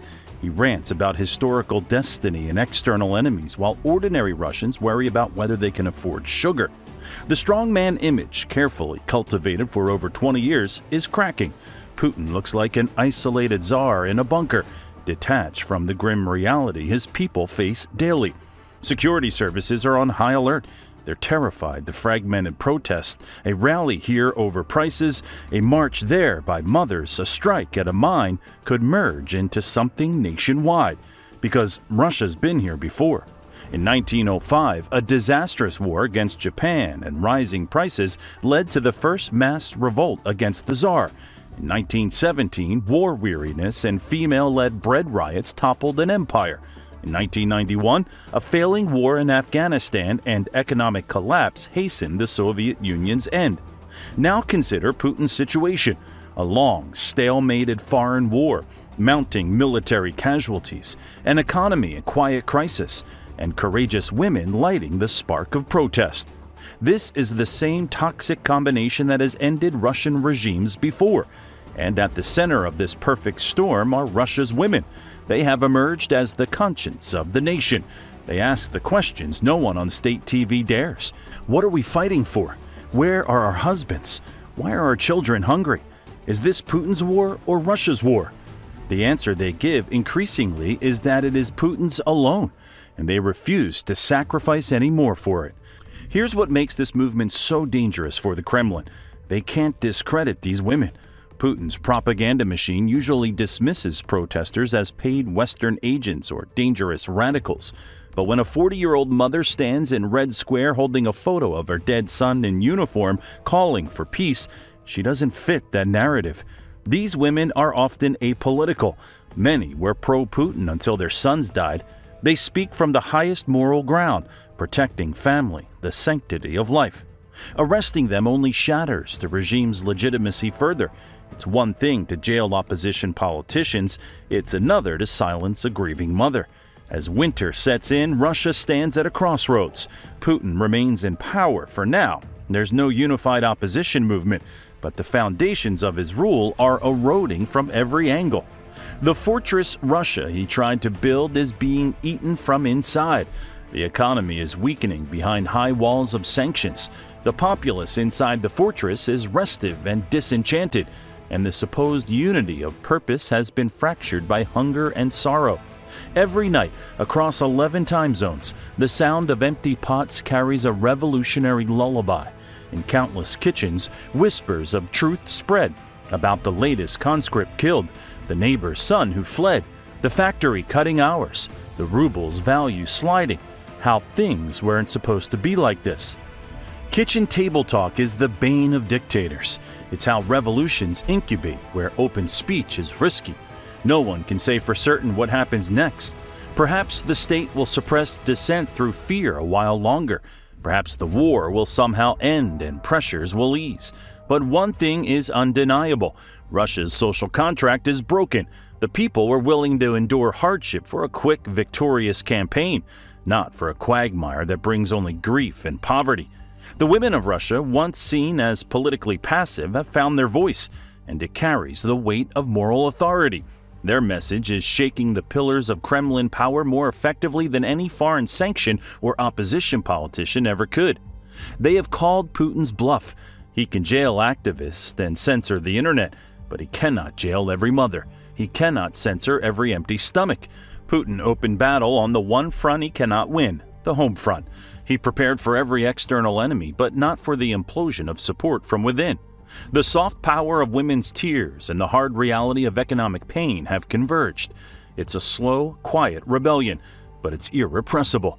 The country has fallen, not to a foreign invader, but to the accumulated weight of its own unsustainable burdens.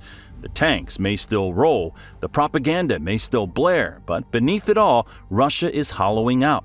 And if salvation comes, it may well be the daughters of Mother Russia who carry the day, turning their nation back from a path of self-destruction. The women didn't ask for this war. They didn't vote for endless conscription. They didn't choose to become widows and orphans. But they're the ones left standing when the men are gone. They're the ones who have to bury the dead, raise the children alone, and find a way forward when the state offers nothing but more sacrifice. Putin faces a choice: heed the cry of his women and change course, or continue down a road that could lead to the fall of yet another Russian regime. The final chapters of this saga haven't been written, but the verdict of history is often kind to truth-tellers and harsh to those who ignore them.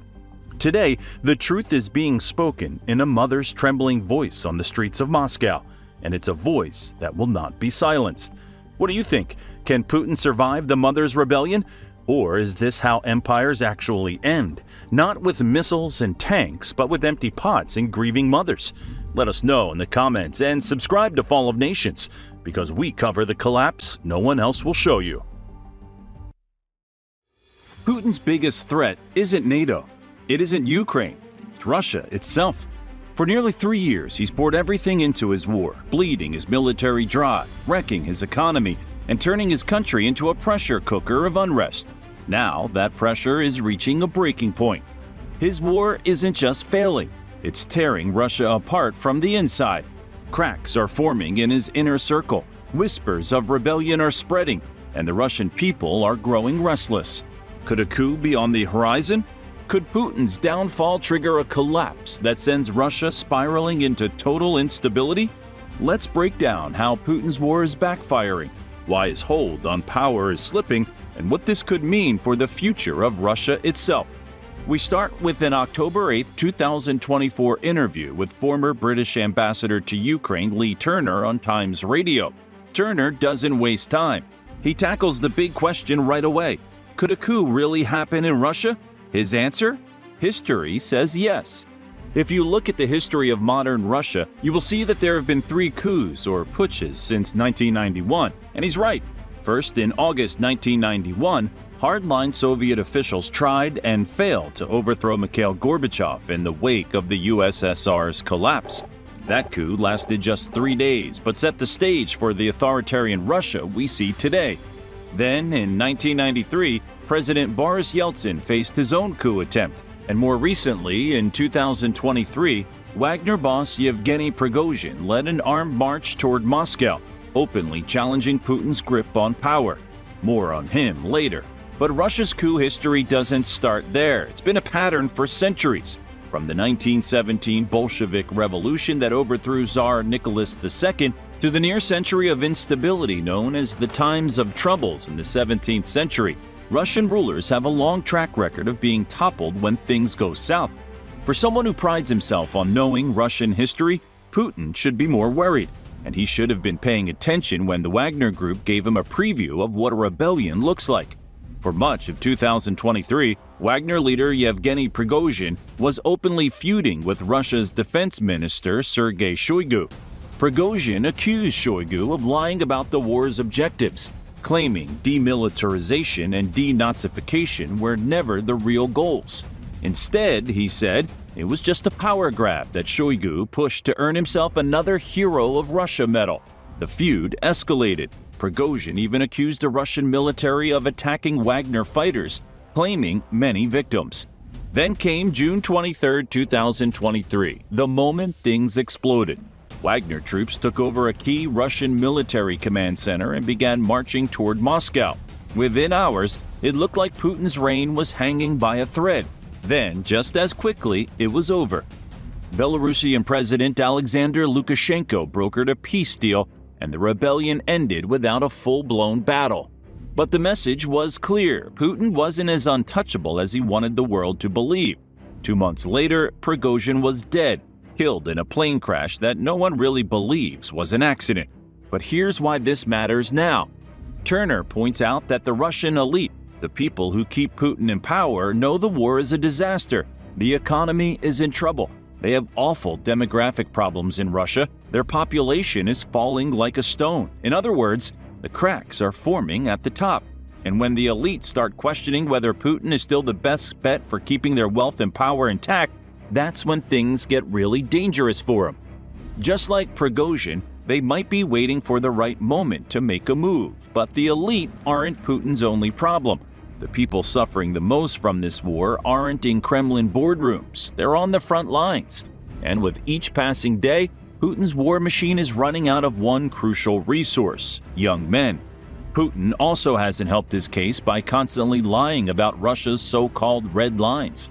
From the start of the Ukraine war, Putin warned of dire consequences if the West crossed certain boundaries, providing tanks, sending long-range missiles, allowing Ukraine to strike inside Russia. Each time, He rattled his nuclear saber, hinting at retaliation, and yet, one by one, those lines were crossed. Western aid keeps pouring in. Ukraine has invaded Kursk, and now American long-range missiles are striking Russian territory. And what has Putin done? Nothing.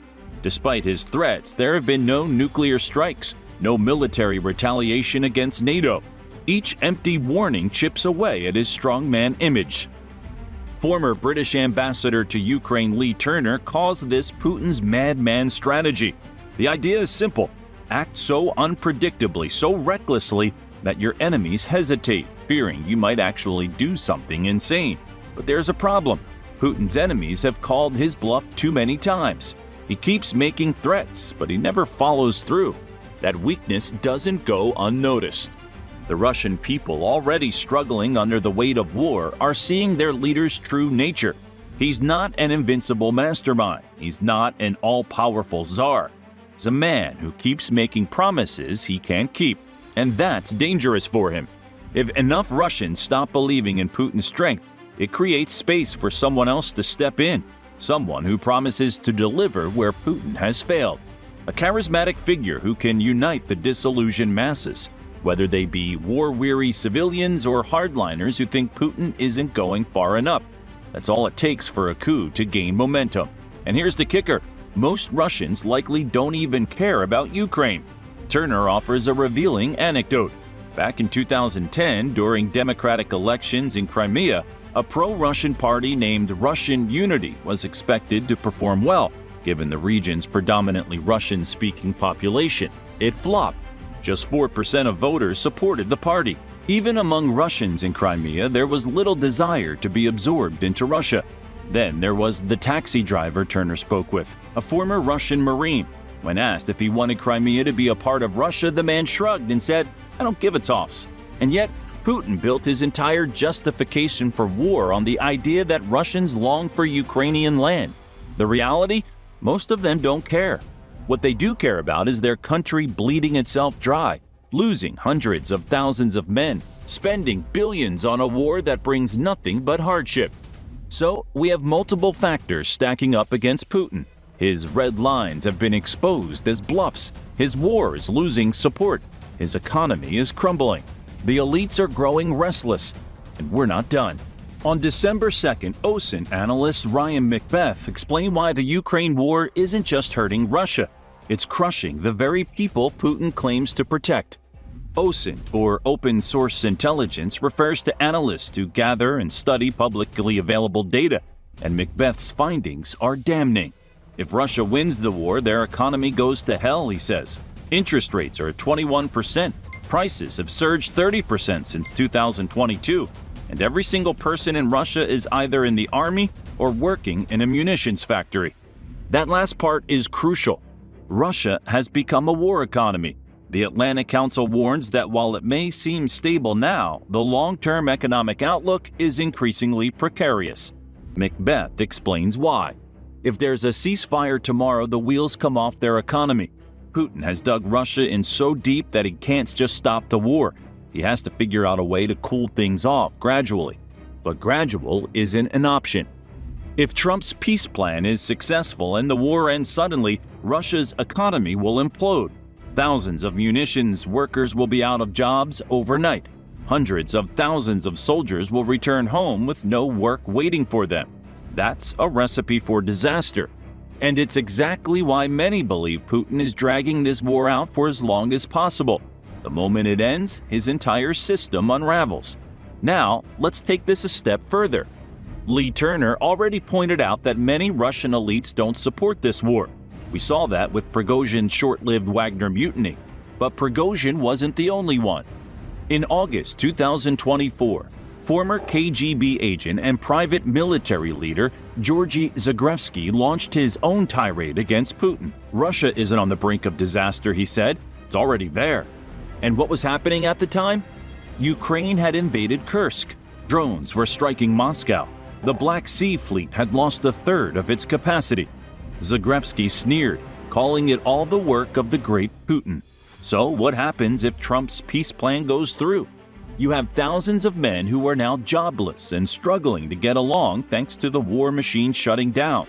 Many thousands more, all with weapons and military training, are streaming back into the country only to find that there's nothing much there for them. How much would it take for a man like Zagrebsky to mobilize all of those disenfranchised Russians to organize a coup against the president who created that situation? We may never know. But the collapse of Russia's economy, if a ceasefire occurred, would add another ingredient to the coup recipe that is already starting to bubble up nicely. Once people start feeling the pain of getting fired from their jobs, along with high inflation, that usually causes revolutions. And that's when you might see a couple of army officers think, you know what, I can probably do this a little bit better, says Macbeth. Those problems are compounded by state of the Russian economy even before the war began. It's going to be extremely difficult to extricate themselves from Ukraine, mainly because Russia never really exported a lot to the West other than natural resources, Macbeth explains. Gas, oil, and raw materials were the fulcrum around which Russia's entire economy pivoted before the war. In 2021 alone, oil and gas attributed over 17% of Russia's gross domestic product, or GDP, for every quarter of the year. And there are plenty of times when it's accounted for over 20% of the GDP. That isn't likely to change should the Ukraine war end, but what has already changed is the West's approach to Russia. Thousands of sanctions are already in place and look unlikely to be removed even if Russia declares a ceasefire.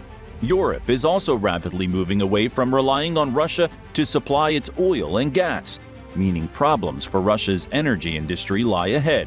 As for manufacturing and general products, Russia was never a particularly big contributor of either, so Putin can't rely on them to pull him out of the economic fire he's lit. Macbeth contrasts this to the situation the U.S. faced in the wake of World War II. When World War II ended in the United States, there was a recession that lasted about 8 months, he says. At least at that point, the United States was able to sell goods to the entire world. Russia doesn't have that option. Macbeth says the rest of the world doesn't really buy much from Russia beyond its energy and raw materials, so the collapse of Putin's war machine again means that millions of people will be out of jobs. More economic strife to fuel the coup. Macbeth adds that the future doesn't seem bright for Putin and his hold over Russia. He suggests that at some point, either if the war drags on even longer, or if a ceasefire plunges Russia into economic chaos, we're going to see a game of musical chairs play out among Russia's top generals. All of them will be jockeying for position, with many trying to get into power because, as Macbeth said earlier, they believe they can do a better job than Putin in Russia. That puts Putin in a terrible position. He either keeps the war going, which only leads to the average Russian becoming ever more disenfranchised with his rule. That lays the groundwork for a coup. Or he agrees to a ceasefire. That's surely to plunge his country into economic chaos, opening the door for those who oppose him to rally the people feeling the financial pinch to rebel against him. Either way, a coup is incoming. And worst of all for Putin is that he may not even see it coming. Macbeth points out that Russia's leader surrounds himself with yes-men and people who insulate him from all of the bad news that would serve as signals of an impending coup. Putin hears what he wants to hear because he's created a system designed to deliver nothing else. That gives Putin the false impression that he's infallible, that he's the smartest man in every single room. And it does that while shielding from the reality that many of his people, be those everyday Russians or some of the elite he would count on as being close to him, are just counting the days until they can remove him from power. Ultimately, Putin will be the architect of his own downfall. The only question remaining, at least in the eyes of Turner and Macbeth, is when the Russian people will finally say, enough is enough. What do you think? Is Russia truly on the verge of a coup? Or will Putin find a way to hold on to power? Will Ukraine be the one to bring him down? Or will his own people turn against him? Let us know your thoughts in the comments below. And if you enjoyed this video, don't forget to like, share, and subscribe for more deep dives into the biggest geopolitical events shaping our world. Thanks for watching, and we'll see you in the next one. Russia is in chaos. Trains are derailing, recruitment centers are burning, and fuel depots hundreds of miles from the front lines keep mysteriously exploding. This isn't the war Putin promised. It's not even the one he understands anymore. Because what's tearing Russia apart right now isn't NATO, it's Russians. Ordinary citizens, underground fighters, cyber saboteurs. Some working for Ukraine, others acting alone. All united by one quiet goal: bleed the regime from the inside. And it's working. The Kremlin can't stop it. The military can't track it. And Putin, the man who promised to restore order, is watching his empire rot from within. This isn't a future scenario. The secret war has already started, and it may be the one that finally brings Russia down. For decades, Vladimir Putin's Russia projected an image of unassailable stability. State media trumpeted national unity. Dissent was smothered before it could spread. When Putin launched his full-scale invasion of Ukraine in February 2022, any cracks in the facade were swiftly papered over with fear. Anti-war demonstrations were crushed within hours. Criticism of the special military operation was criminalized overnight. Speaking out could mean prison or worse. On the surface, the regime's iron grip seemed firm, a monolith of power tolerating no disloyalty. But beneath that surface, discontent was simmering. Moscow's confidence rested on familiar tools: fear and repression to contain any internal dissent. Millions were expected to nod along with state propaganda, even as anxiety and grief crept into Russian homes. Casualties at the front mounted, sanctions squeezed the economy, thousands of families began whispering questions the Kremlin dared not acknowledge. Putin's rule was built on a brittle bargain: silence and obedience in exchange for stability. As long as Russians remained passive, the cracks in his system stayed hidden beneath the glossy veneer of unity. But history has a way of undermining regimes that refuse to see their own decay. In early 2022, the Kremlin could still pretend that all was well, that Russians were rallying around the flag. It was an illusion. Unseen by nightly news cameras, small acts of defiance were beginning to multiply. Putin's war, meant to solidify his legacy, was instead lighting the fuse of an internal implosion, and nobody in the Kremlin saw it coming. It began at the fringes of Putin's expanding empire. As Russian troops stormed into Ukraine's oblasts in 2022, they expected to be welcomed as liberators, a grave miscalculation. The illusion that Ukrainians would greet Putin's army with flowers and tears of joy vanished almost immediately. Instead, an angry resistance flared in the occupied territories, defying Moscow's narrative at every turn. When open protest was met with abductions, torture, and execution of local Ukrainian leaders, resistance didn't die. It simply went underground. In towns like Melitopol and Mariupol, clandestine groups carried out daring acts of sabotage. In one dramatic incident, partisans slipped explosives into a vehicle carrying a Russian drone crew. The blast failed to kill its targets, but it sent a clear message. Soon after, in Luhansk, bombs planted beneath Russian military vehicles did hit that mark. The explosion killed 4 Russian soldiers who they thought were safe behind front lines. They weren't isolated pranks. They were the opening shots of an organized underground war. By night, Ukrainian partisans and local collaborators moved in secret, cutting supply lines, eliminating collaborators, and spying on Russian troops. In Crimea, infiltrators filmed fighter jets taking off from Sakai Air Base, feeding real-time intelligence to Ukraine's military planners. A vast occupied land that Moscow claimed as its own was turning into a nightmare of constant, unseen rebellion. Each act of sabotage carried outsized significance in the climate of total repression. Under occupation, even tiny gestures of defiance, a spray-painted Ukrainian trident on a wall, a leaflet slipped under a door, became profoundly meaningful. They showed that fear had not crushed the will to resist. After Russia's swift offensive seized Kherson and Zaporizhia, partisan militias sprang up almost immediately, derailing trains, blowing up bridges, and assassinating puppet officials. Russian forces responded with brutal crackdowns. By late 2022, open resistances in places like Mariupol had dwindled under the weight of terror. But the embers of rebellion never died out. They simply glowed, waiting for a gust of wind to roar back into flame. That wind came as the war ground on. By 2023, Ukraine's special services began coordinating more closely with underground fighters. Sabotage efforts became more sophisticated, targeting military depots, railroads, and communications hubs vital to the Russian war machine. The pattern was unmistakable. Wherever Putin's troops tried to entrench, the ground beneath them was starting to burn. And then the flames of partisan resistance leapt over Ukraine's borders entirely, into Russia itself. What had begun as local insurgencies on occupied soil spread like wildfire into the Russian heartland. Suddenly, sabotage was erupting across the vast expanse of Russia, from the European frontiers to the Far East. Putin's own backyard was no longer secure. A secret war was unfolding deep inside Russia, waged by shadowy figures who struck at night and vanished by dawn. Near-daily fires, explosions, and technical failures began afflicting Russia's railways, military facilities, and critical infrastructure. The Kremlin struggled to comprehend, let alone contain, this spreading insurgency.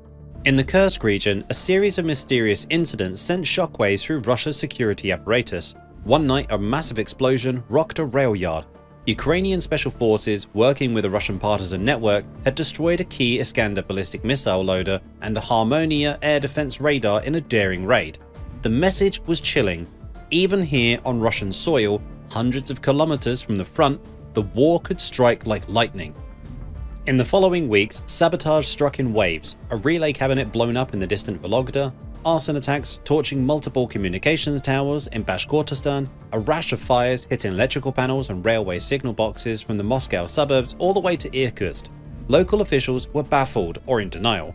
Many incidents were officially dismissed as unexplained technical failures, an attempt to hide the alarming truth from the public. But everyone knew that something was very, very wrong. Perhaps the bolder strike came in the heart of Russia's capital region. In the late 2025, saboteurs infiltrated the Moscow outskirts and blew up sections of the Ring pipeline, a set of fuel lines feeding Moscow's major refineries and airports. The blast knocked out all three fuel lines at once, halting supplies of gasoline, diesel, and jet fuel to the capital. Putin's officials scrambled to send emergency repair teams across the region. The symbolism was stark, a pipeline vital to Moscow's economy torn apart from within. The war was no longer a distant news item on Donetsk or Zaporizhia. It was now a rumble beneath the feet of ordinary Russians in Moscow suburbs. These weren't random acts of vandalism. They were a coordinated campaign to erode the Russian state's ability to wage war and to undermine its aura of total control. Intelligence reports noted how sabotage incidents now appear in clusters, hitting logistics, communications, and security forces at the same time. It was as if an invisible hand were orchestrating a simultaneous assault on the pillars of Putin's war machine. Every derailed train or depot fire forces Moscow to divert soldiers to guard duty, stretching an already strained army even thinner. Russian commanders who once felt secure behind the front now must wonder what will explode next. But here's what should terrify Putin most. Many of these strikes inside Russia weren't the work of Ukrainian commandos alone. They had help from Russians within his own borders. A clandestine partisan movement was taking root among his own citizens. The vast Russian Federation, long held together by propaganda and fear, was now showing signs of fracture. That point was driven home dramatically in June 2023, where Putin's once loyal mercenaries, the Wagner Group, mutinied and marched towards Moscow.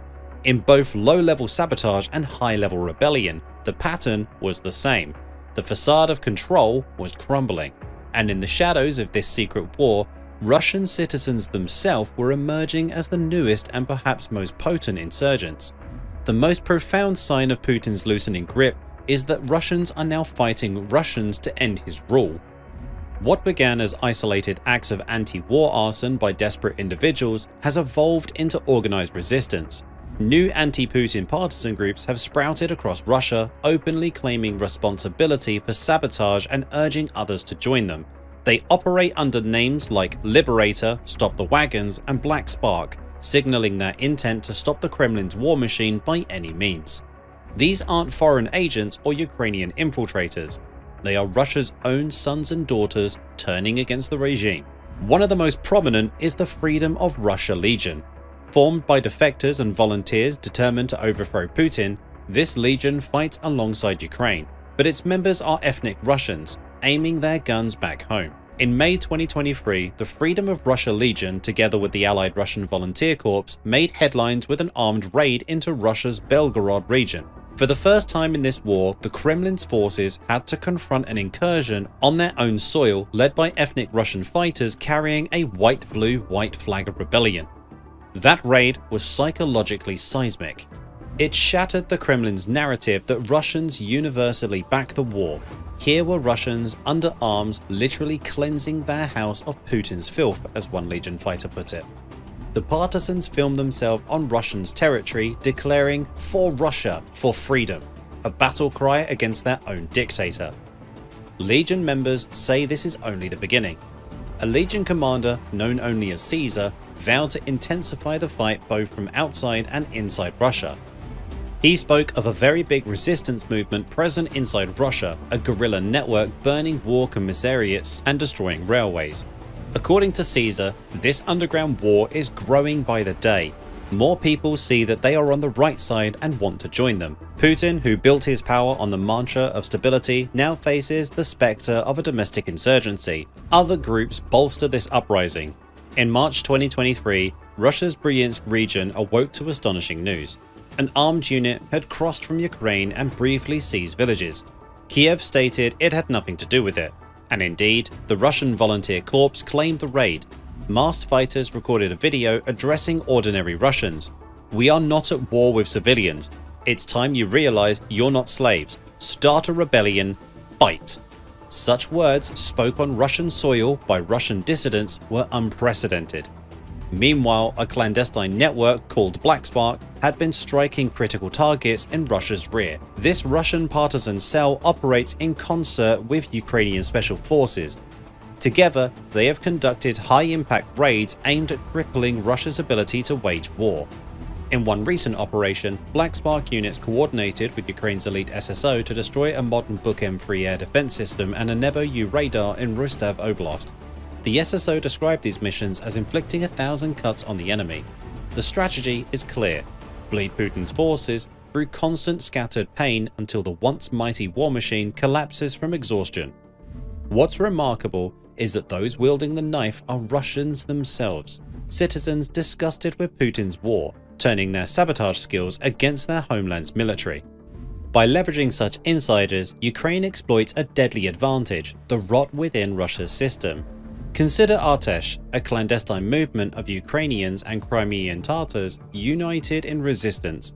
Founded in Crimea in 2022, Artesh, which fittingly means fire in Turkish, soon spread its operations on occupied Kherson, then Donetsk and Zaporizhia, and now deep into Russia itself. It boasts an extensive network, some 7,000 members by one count, blending in under the very noses of Russian authorities.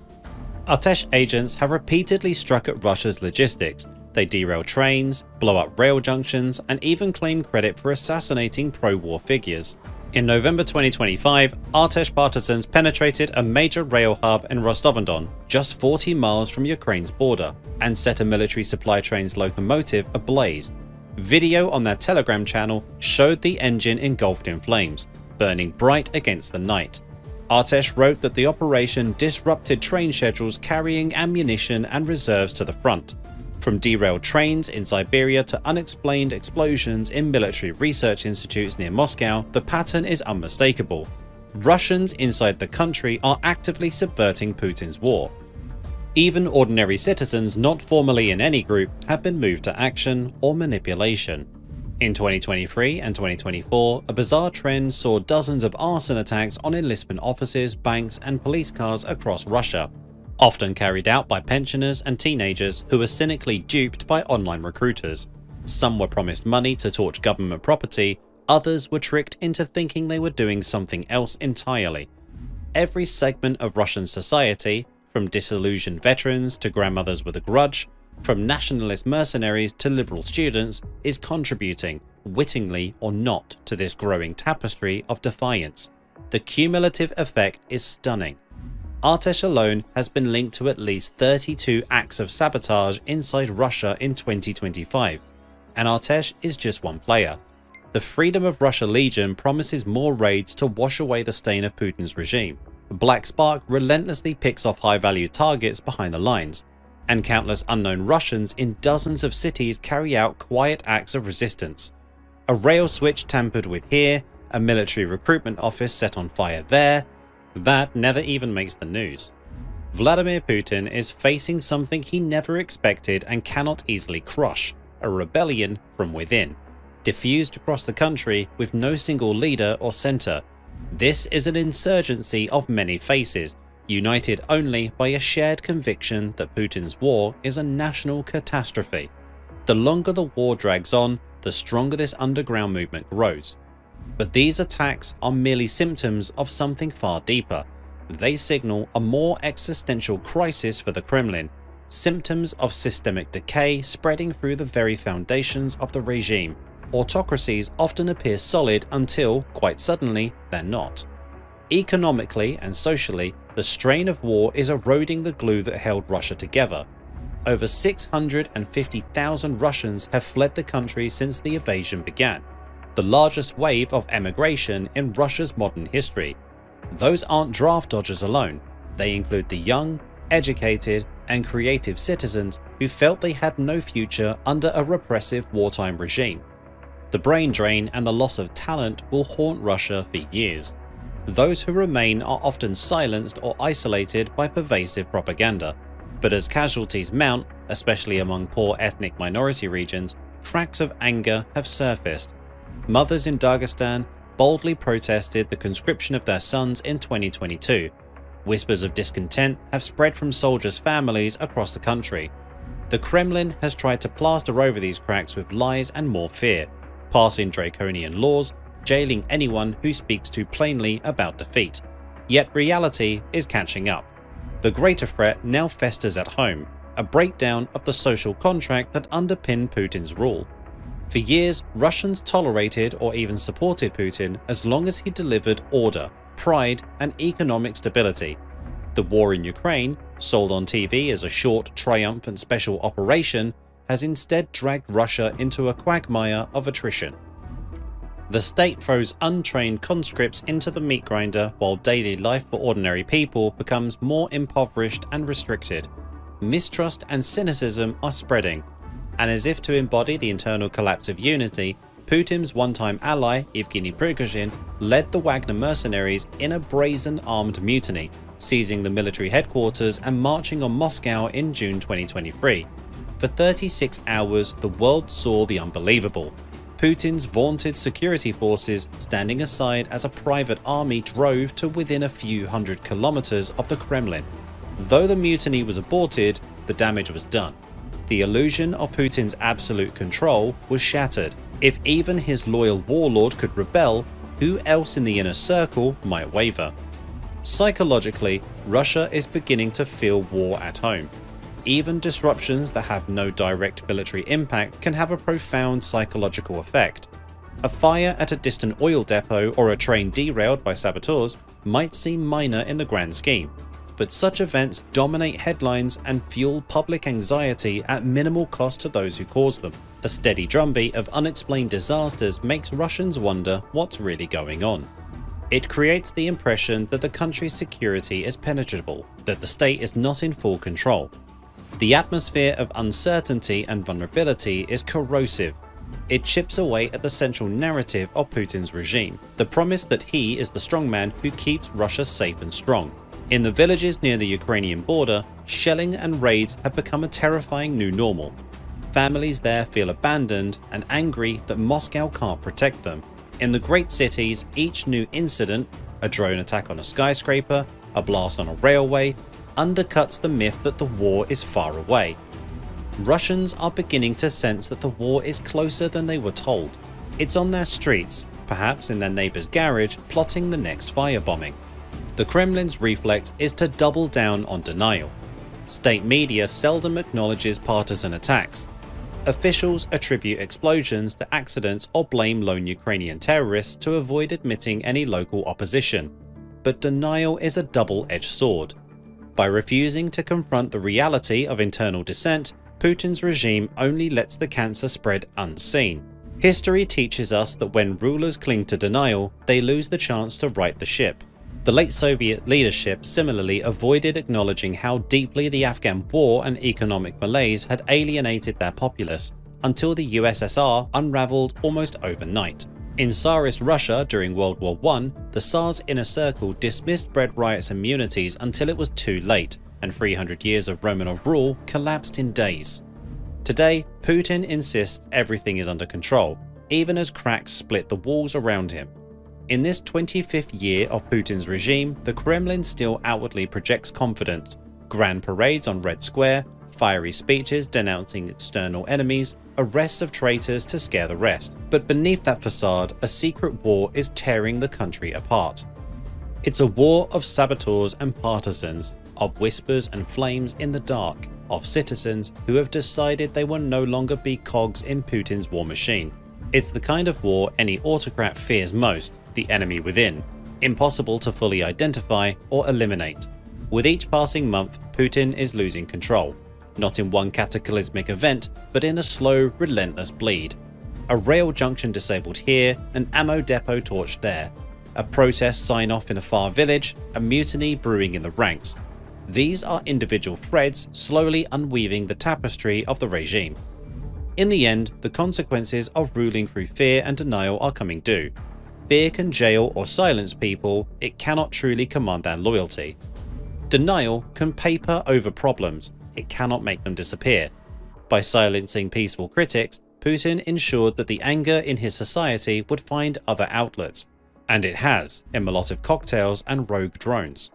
By denying the very possibility of Russian descent, he is blind into the mutiny he is brewing under his feet.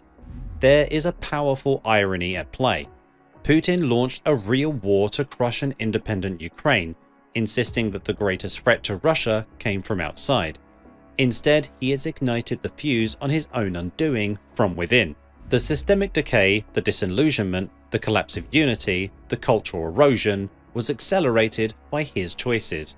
And now the bill has come due. The Russian state, like so many autocracies before, risks falling victim to what it thought was its strengths, the ruthless suppression of its people. For a while, fear can hold walls upright, but when enough bricks have crumbled, even the thickest walls collapse under their own weight. No one can say exactly when or how this will end. Perhaps Putin will manage to smother the fires of resistance a while longer. Perhaps the secret war will keep simmering in the shadows. But one day, perhaps sooner than expected, a spark might catch that cannot be put out. A nation fueled by fear can break suddenly, like a dam holding back an immense pressure which finally bursts from within. In that chilling moment, the system fails all at once, and those who for so long pretended everything was fine are left stunned at how fast the mighty fall. History is watching. In Russia today, the slow unraveling continues, thread by thread. A train sabotage, a slogan of freedom whispered, a lie exposed. Putin's empire of fear is bleeding from 1,000 cuts. And if there's one lesson to be drawn, it's that the soul of a nation cannot be indefinitely silenced. The truth finds a way, whether in words or in flames. The secret war, once in the shadows, is now ripping Russia apart for all to see. So, what do you think? Is Putin's grip finally slipping beyond repair? Or will the Kremlin find a way to crush the rebellion before it spreads even further? Let us know in the comments and subscribe to Fall of Nations for more on the forces reshaping our world. Putin didn't just invade Ukraine, he's now invading Russia. One draft notice, one border closure, one terrifying young man at a time. The war isn't just at the front anymore, it's at the nightclub, the gym, the train station. Because in Putin's Russia, if you're a man between 18 and 30, every outing could be your last as a civilian. Step into the wrong metro station, and a facial recognition camera might flag you. Step into the wrong bar, and the cops might drag you out. Straight to the trenches. This is a country at war with itself. And while the Kremlin pretends this isn't a mobilization, everything from border bans to secret draft laws says otherwise. Russia is broke. The bonuses for soldiers are vanishing. The bodies are piling up. And now Putin has only one option left: trap his own people and squeeze them for blood. This is the collapse no one talks about, because it isn't just military, it's psychological. Russia is becoming a prison, not just in a metaphor, but in law. And the scariest part? Most Russians still don't realize they're already locked in. Let's break down the full story. Putin and Kim Jong-un are BFFs these days, and Putin might be feeling a little inspired, because Russia is looking more and more like North Korea.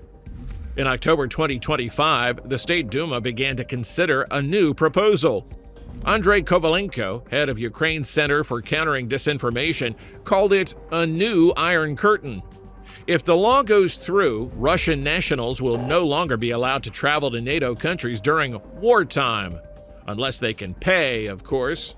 For everyone else, closed airports, expensive tickets, and domestic tourism in the style of North Korea, he said. What's going on? Well, there's already a law that bans Russian men who've been called up to the military from leaving the country. That law came on the books in August of 2023. The moment they get the draft notice, they're on the hook. Failure to comply can mean the loss of driver's licenses, a ban on selling property, and a permanent stay in the motherland. And that's just the least of it. But first things first, you might not like it, but it makes sense on some level. There has to be some sort of punishment for violating national draft laws, or else the country might face manpower shortages in the war. In the United States, all men who turn 18 still have to register for the Selective Service System on penalty of a felony conviction that carries a $250,000 fine and 5 years in the slammer. Ukraine also banned all men ages 18 to 60 from leaving the country in February of 2022. Just like that. But Russia is taking things a big step further. Putin suffered an embarrassment when around 600,000 well-educated Russian men hightailed it out of the motherland. Once he called reservists to the colors in 2022, that was it. They were out of there. And actually, that was just the second act. More than 1 million Russians crossed the border between their country and Georgia between March and November of 2022. It all rattled Putin. He needed to do something.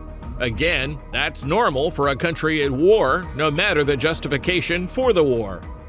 In the first half of 2025, Russians made 13.7 million trips overseas. Turkey was the most popular destination. 19% of those trips were across the Black Sea. This apparently bothered Putin's government enough that the Duma is now considering passing the law. Maybe too many of them are taking a permanent vacation. With well over 1 million casualties and counting, Putin's running out of options. He needs manpower badly. He can't let the potential pool of recruits get ideas about staying in Turkey for too long. For Russian citizens, though, the law would only close the loop. The ones that get out are already lucky. Here's where the similarities with the United States and Ukraine end. The ones with certain other countries begin. But before we get into them, please consider subscribing. It helps us keep talking about stories like this that are too complicated for your nightly news broadcast or social media feed. Kim Jong-un took full advantage of the pandemic to tighten his grip on the North Korean people, as if that was even possible. Turns out it was. He was already building electrified fences to keep them in. But then he made a new law. North Koreans now can't even leave their home province without a special permit. The government has to control every move. The Russian government isn't talking about anything like that yet, but it might not need to. The Russian economy is doing that on its own. The Kremlin's put a lot of new rubles into the economy over the last 4 years, and that means only one thing. Inflation has skyrocketed. 13.75% in 2022, 5.86% in 2023, 8.44% in 2024, and about 9.27% in 2025. High inflation means only one thing. Russia's central bank has had to step in and raise interest rates to 21%. The inflation means that Russians can barely afford bread, eggs, or sugar now. How are they supposed to pay for transportation or hotels? Welcome to the North Korean experience. So the economy and subsistence are doing a lot to keep the Russian people in place. They're all exactly where they need to be. Less movement means it's easier for the government to track them and put them on the draft boards. But Putin learned from his other BFF just in case.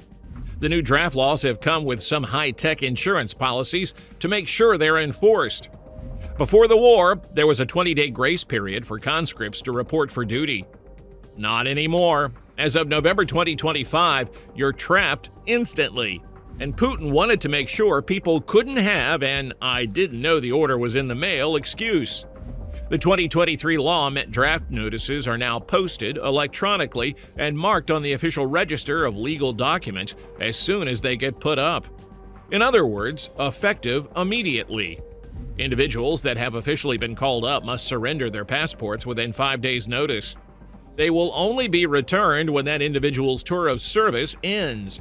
So, if you're a man in Russia between the ages of 18 and 30, you're expected to keep checking your inbox. The moment the notice is in there, that's it. It's over, whether you see it or not. And once you're tagged by the system, you're not just trapped, you're hunted if you don't show up to your station. And the system gets stronger all the time. Just this November, Putin signed yet another law. There is now a 30-day expiration date for electronic draft notices. That sounds like a good thing, but it's not. Military draft boards used to be able to keep troops called up on standby indefinitely. Now they have 30 days to actually deploy those troops. Russia still does its call-ups on a biannual basis, but now draftees will be sent to their service points at 2 periods, between April 1st and July 15th, then another round from October 1st to December 31st. The new law is a step closer to a year-round draft in Russia. Lag times and bottlenecks will be reduced now. Russian troops will get sent to the front faster. Why so frantic? Because for Putin and his government, there's no choice. Russia is well past 1 million casualties now. Security experts predict that its military capability will degrade considerably through 2026. War spending has cannibalized the rest of the economy. It can't be sustained for too much longer. It's now or never. That means more troops have to get sent to the front. Putin has to grab as much territory as possible so he can sell a victory in Ukraine to a Russian public that has sacrificed a lot. So, what happens to those who try to run? You're about to see just how far Russia will go to crush escape. Xi Jinping has spent more time with Putin than any other foreign leader. It's not just for business. The two are said to have a close personal relationship, too. So that means Xi is happy to let Putin in on more of his methods and sell him surveillance equipment. It starts with tracking and facial recognition software. The system was first tested in select regions like Sakhalin, Mariel, and Ryazan in 2024. It proved to be so effective that the government started to roll it out nationwide this year. So, what does it do? The Gosuslugi government portal is the device that sends people their electronic draft card, but it has a double life. As soon as the notices get sent out, they're entered into all the surveillance databases at the border checkpoints. Their personal information, their physical attributes, their identities, probably even their moods. The border guards know everything. If a drafted Russian man tries to get past a checkpoint, there will be an FSA agent waiting for him. Once in custody, he'll be warned that his failure to report for service will lead to criminal charges. Russia's been using the system to target 135,000 men in the fall of 2025, and it's getting the job done. But Russia still isn't North Korea. Escape is possible. But escaping from Russia when you're drafted is still a bit like trying to escape from North Korea. The geopolitics doesn't favor it. Russian borders with other NATO countries are short and under heavy surveillance. Besides, most of the Russian draftees aren't anywhere near there. The people dying in Ukraine aren't from Moscow or St. Petersburg. They're not from the most densely packed parts of European Russia. That would come with some unpleasant political consequences. They come from Russia's poorer minority and geographically isolated communities. Siberia, the Caucasus Mountains, places where there are less ethnic Russians. The numbers tell the story. Around 77% of Russia's population lives in the European heartland. You'd think that naturally a similar proportion of the mobilized troops would come from there, right? Russia isn't honest about its casualty figures, but investigative journalists did some deep diving at the end of 2023. That was an important time period because it was the first full year that Putin used the mobilized conscripts in large numbers. They found something astonishing. In the east, far past the Ural Mountains, you'll find the Russian Republic of Buryatia, population almost 980,000 in the 2021 census. By comparison, Moscow had around 13 million, but by December 2023, 18% of the war's total casualties came from just this place. Dagestan and Chechnya are also favorites for the Russian war machine. If the men there can't get to the top of the UFC, they're almost certain to be sent to the front. The numbers proved it. 15% of the casualties came from Dagestan, and another 12% from Chechnya.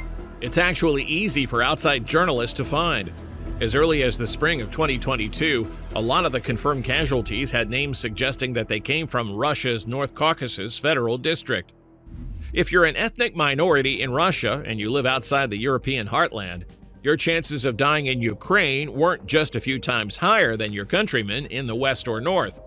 They were 75 times higher. It got to the point that the former president of Mongolia, Sakajian Elbadorj, said that Russia's minorities were being treated like cannon fodder, and he invited many of them to come across the border where they would be treated much better. So, if you're a Russian man that wants to take up that invitation, you have to look at other escape routes. The border with Kazakhstan alone is 7,644 kilometers, the longest continuous land border in the world. It borders 14 other countries by land, and 15 if you include the maritime border with the United States. The guards can't be watching everywhere, but getting across all the security, across such vast stretches of land, when you're living in poverty? Tough. The people that managed to get out of the country early had resources, and the surveillance network has become much more sophisticated since then. There's also another obstacle. Russia doesn't punish the families of people who escape like North Korea. At least, not yet. But the men who would like to go on the run often have to make that tough choice anyway. Getting out is hard enough. Getting out alongside wives and children is even harder. So the choice is either to leave them behind or get sent right to the front. Yet the human drive for freedom from autocracy seems to be impossible to hold down. If it can exist in North Korea, it can definitely exist in Russia. That's why there's something like a Russian underground railroad now, dedicated to getting people out. It's understandably not based in Russia, though. It's a Georgian NGO called Idat Lesam, which translates to Go by the Forest in English. The meaning isn't literal, though. It's a play on words back from Soviet times. The real meaning? Get lost. By the spring of 2023, it helped 6,800 Russian men break out of the prison their boss was building. The founder himself is an exiled Russian, Grigory Sverdlin. He got on Putin's bad side years ago by being an anti-homelessness activist. Hard to believe, but true. The organization helps them get all over the world, not just to border countries like Kazakhstan or popular travel spots like Turkey, but to as far afield as Argentina. Go by the Forest doesn't say how it gets people out, but it does have some advice. Change residences frequently to stay ahead of the authorities, and communicate through Telegram, which offers end-to-end encryption. Instagram was popular once, but it's now closed off. The mountains or endless steppe might be a daunting journey, but for people who are looking to escape, they're all much better prospects than a trip through the military. It's not just about the dangers of the front. Reporting for duty alone is frightening. Recruits sometimes don't even have proper beds. Footage has shown them sleeping on the floor, so you can imagine what equipping them must be like. Imagine showing up as you're ordered, and then you find that the body armor you're supposed to get isn't a real set. Sometimes it just looks like the real thing. Sometimes it's actually just a toy designed for an airsoft paintball game. That was the experience of a lot of the mobilized troops. Where'd the real armor go? Into the pockets of corrupt logistics officers who wanted to make a quick buck on the black market. If they can't steal the whole thing, sometimes they just take the ceramic or steel plates that can make them their coin. Some of the mobilized troops knew better than to trust their superiors, so they showed up with body armor that their families bought for them on the private market. Technically, it's illegal for Russian troops to have to buy their own armor. The state is supposed to provide, but the joke's on the draftees. That armor their family spent a lot on tends to get stolen, either by more corrupt officers or from more seasoned veterans who can't resist a little hazing. The stolen equipment then gets sold on platforms like Avito, or put onto other troops that the bosses want to preferentially survive. And if that's not shocking enough, just wait. Some of the mobilized troops don't even get the basic weapons they're supposed to. Some of the draftees get the AKM rifle, first introduced in 1959. They were just broken out of storage. Reliability after all that time is one concern, but it was also a logistical nightmare. Regular Russian combat units use the AK-74M or AK-12 rifles, chambered for the 5.45mm rounds, but the AKM uses 7.62mm rounds. You know what that means. A lot of troops went to battle without ammunition. British intelligence said the conscripts were using barely functioning rifles. But don't try complaining about it. For one thing, no one will hear you. Russia looks a lot more like China these days, not in its wealth, but in its censorship. Russia started to close the internet off when the troops moved across the border. Facebook, censored. Twitter or X, banned. Google, closed down and fined for 20 decillion, 181 quintillion times bigger than the entire global economy. iPhones? Keep them precious. They're not replaceable now. YouTube still works, but the Kremlin cut the bandwidth in 2024. That means if you're trying to watch this video in Russia without a VPN, it'll feel like those old dial-up modems from the 90s, maybe worse. The nightly news channels, run by the state or by favored companies like Gazprom. So Russians tend to hear only one thing: real men serve in the military. They're told they should be proud, and stories of the meat grinder don't spread like they should. The internet's supposed to be closed until the end of the war, but don't bet on that. If you think this ends with the war, think again. For many Russians, the front line is just the beginning. What's one thing even democratic leaders don't like to do? Give up power once they've gotten it. For Putin, the war has been an excuse to concentrate power even he never had before that. Russia now has the technology to ID anyone at any time, to own their bodies for whatever reason Putin wants. The draft isn't about obedience or patriotism, it's about control. If things get bad enough, there's now the infrastructure to prevent anyone from leaving. Just like North Korea. And just like North Korea, the borders were supposedly sealed to protect the nation. What they actually did was wall it off and destroyed it. Just no concentration camps for people trying to leave. Yet.